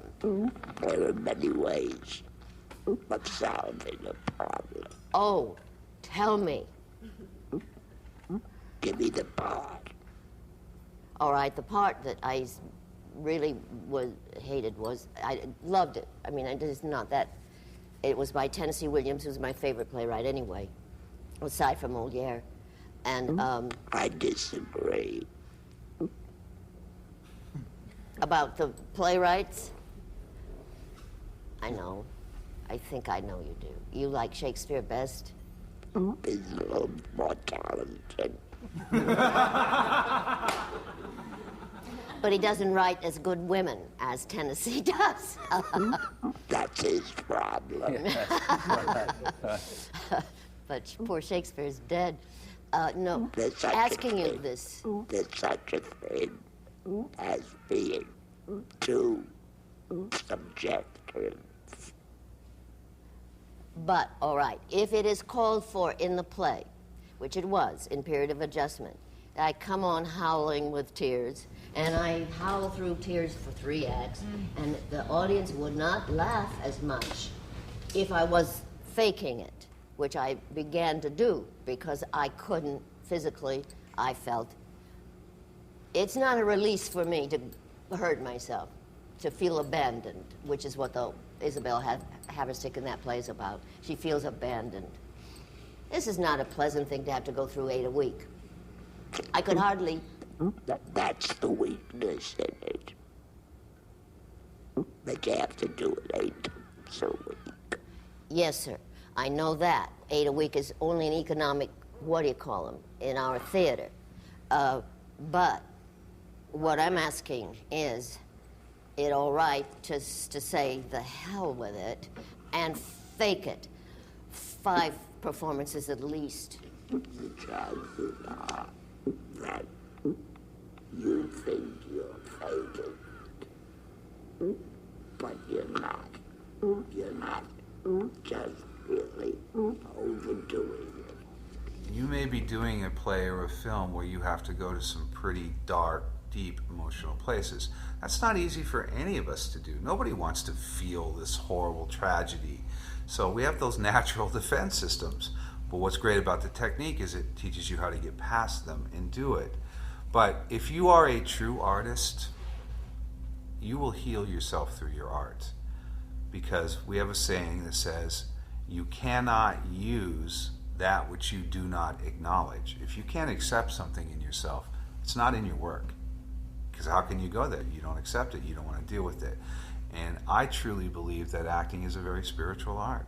And the longer you do it, if you're really going to keep going to the next levels and not stagnate, you have to go and you have to get to know yourself. And you come to, at the bottom, you come to accept who you are. And that's one place that some people only reach. But if you can accept everything that you are, good, bad, and ugly, you can be a great actor. Now, what we hope for is that you reach the next level where you truly learn to like who you are. And I don't just mean the good things. You know, it's really easy for people to accept what's good about them. I have a temper. I'm Irish. It's not my best side. But I accept it and I like it now. I don't use it wrongly, but if I get mad about something, it's okay. It's a part of me. And then ultimately, I think the highest level that we all want to achieve I haven't achieved it yet, but I'm working towards it, is that we learn to love ourselves. So when you look at it that way, acting doesn't hurt anybody. In 21 years, I've never seen acting hurt any real actor. I've seen them say, oh, I'm tired of playing this part, I don't like feeling it anymore. But in that, there's understanding. If you're going into yourself that deep, and you're looking at yourself and what makes you feel and why you feel, you're going to come to some pretty powerful insights about life. Now do it like a big joke. One sentence. Knock yourself out. You know, that's the ridiculousness of what's making us so miserable.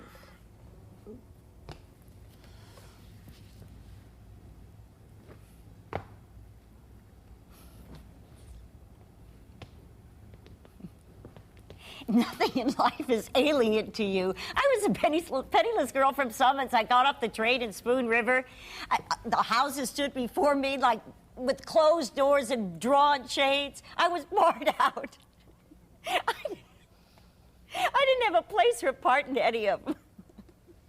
I walked past the old McNeely mansion, a castle of stone with walks and gardens and these workmen all around like guards, and the county and state upholding the property for its lordly owner, full of pride. But down at the commercial, I saw a man. He winked at me when I asked for work. It was Walsh McNeely's son. He proved the link in the chain of title to half my ownership in the mansion through a breach of promise suit. The scissors. So you see, from the day I was born, the house was only just waiting for me. You know, there's a characteristic difficulty. I don't know why. Yes, I do. But it's easier to be miserable than to be happy. You know, when you're supposed to be happy, you get all tense and miserable.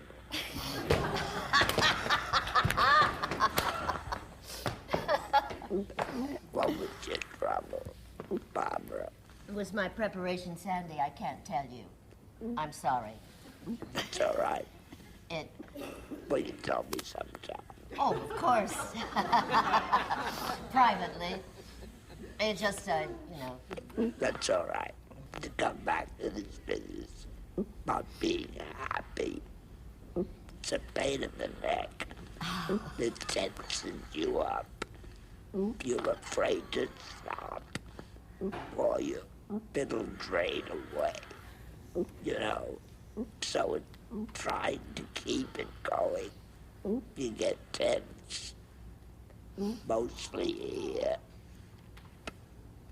But that was well on its way. Preparation is a daydream. It is wishful thinking. Call it what you like. It is a device of the imagination which stimulates in you what you're looking for emotionally. There's a study out that says that by the time a baby is 3 years old, they have heard the word no 20,000 times. 20,000 times, can you imagine that? And at that point, they stop believing in who they are. They stop listening to their own sense of truth. And it comes from mom and dad, and they're the authority figures. Now you multiply that by school. You have to conform to fit into those rules. Religion, I'm not saying religion's bad, but there's a lot of dogma in religion that you have to follow. Relationships, by the time somebody gets to be 18 or 20, they don't know who they are anymore. They're so used to listening to what they're supposed to be or how they're supposed to fit in, and they've quit listening to themselves. So this work is all about unraveling that and getting back to the instinctual person of you. We believe that your instincts are 100% right. They're there for self-preservation. So how can they be wrong? So when you listen to the heart and you listen to your truth, your inner truth, you're on the ground, you're solid, nobody can knock you over. But when you listen to society, that's somebody else's idea. So you're not grounded, and you can be knocked over very easily. You can't be a lady or a gentleman. It applies to girls. You cannot be a lady and be an actress. Because what does that imply? It implies that the non-acceptable social emotions have to be hidden. No. I must not be or show unladylike characteristics. Nature doesn't work that way. Society is man-made. Somebody made up a bunch of rules that said, I will subdue or repress who I am and how I feel for the betterment of the group so that we can all survive. And perhaps we need those rules to live in a city. We have a city of 12 million people here. We need some rules, and I need to subdue some of myself so that everybody gets the benefit. But in art, it's complete and utter death. The thing that's got to hit you emotionally, and out of that comes your response. I could explain to you the character of Mrs. Oswald in Ghost until you're exhausted and I'm exhausted. And it won't help you because it doesn't touch your experience.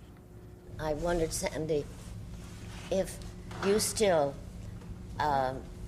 this is after the preparation of a scene, if you still teach and help those actions that you did when I was in school, you would say to do, this particular beat, it has a certain action, and this one will have another one if you put them together correctly. And breaking down the script into beats, into this action here and this action here. I mean, the underlying action. Or if you have to get mad or something, just go. Make yourself do something. Well, then you look mad if you do that. I mean, you feel mad. But why not? Do you still teach the students to write those things down in the margin? No more, huh? I found it so valuable when I was stuck. Maybe, why? Is it wrong? It's not right. It's not wrong. You don't teach It's whatever helps you emotionally. You said many years ago when I was in school, you said,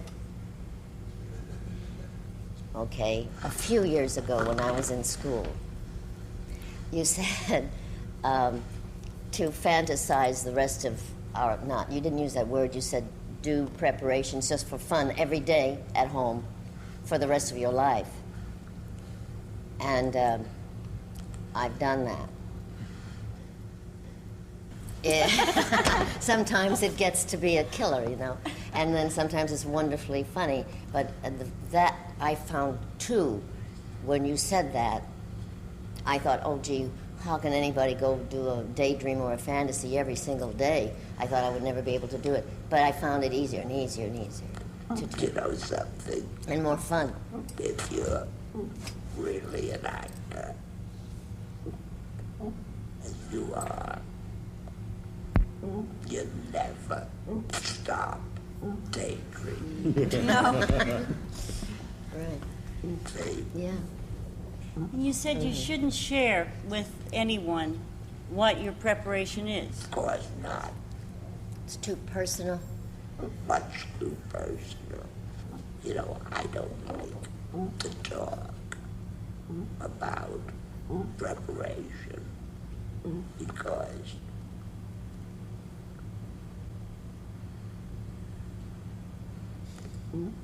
it's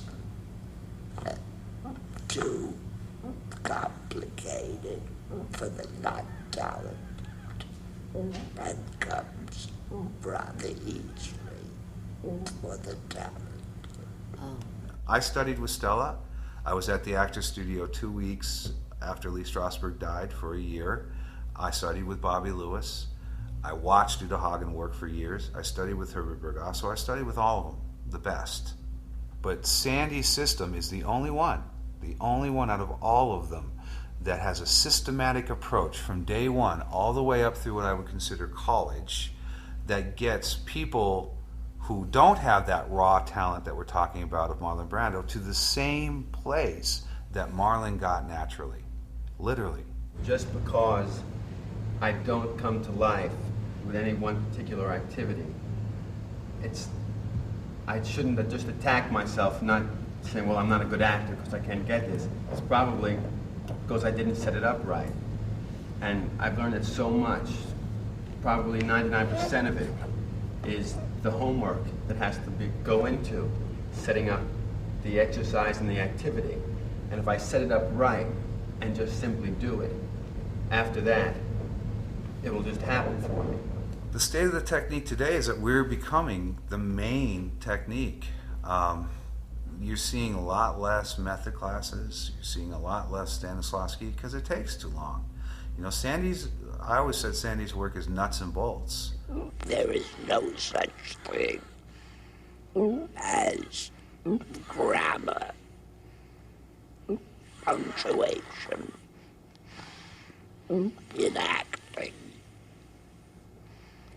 See, no commas, no, I don't know it myself.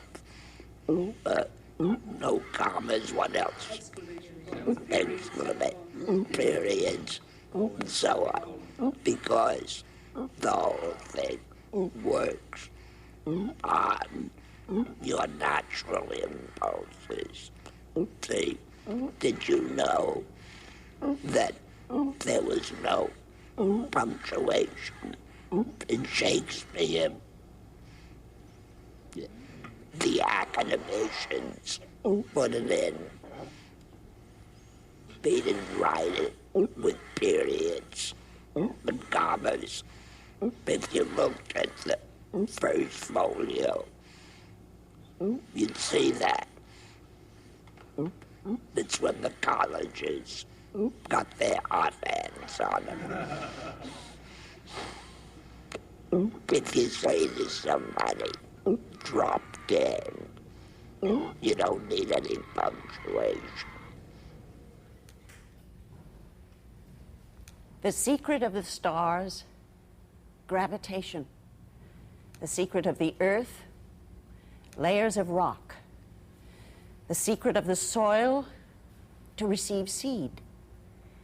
The secret of the seed, the germ.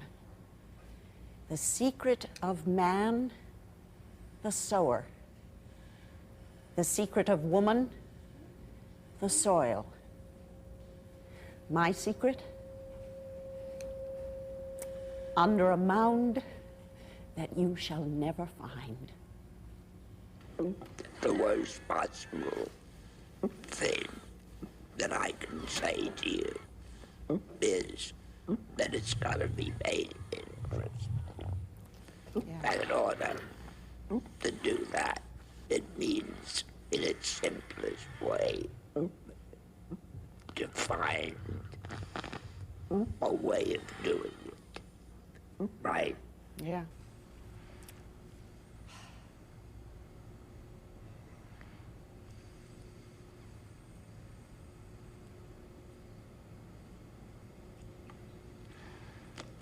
count them off. The secret of the stars? Gravitation. The secret of the earth? Layers of rock. The secret of the soil? To receive seed. The secret of the seed? The germ. The secret of man? The sower. The secret of woman.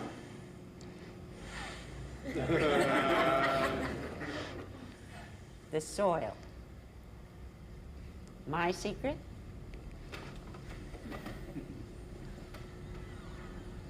Under a mound that you shall never find.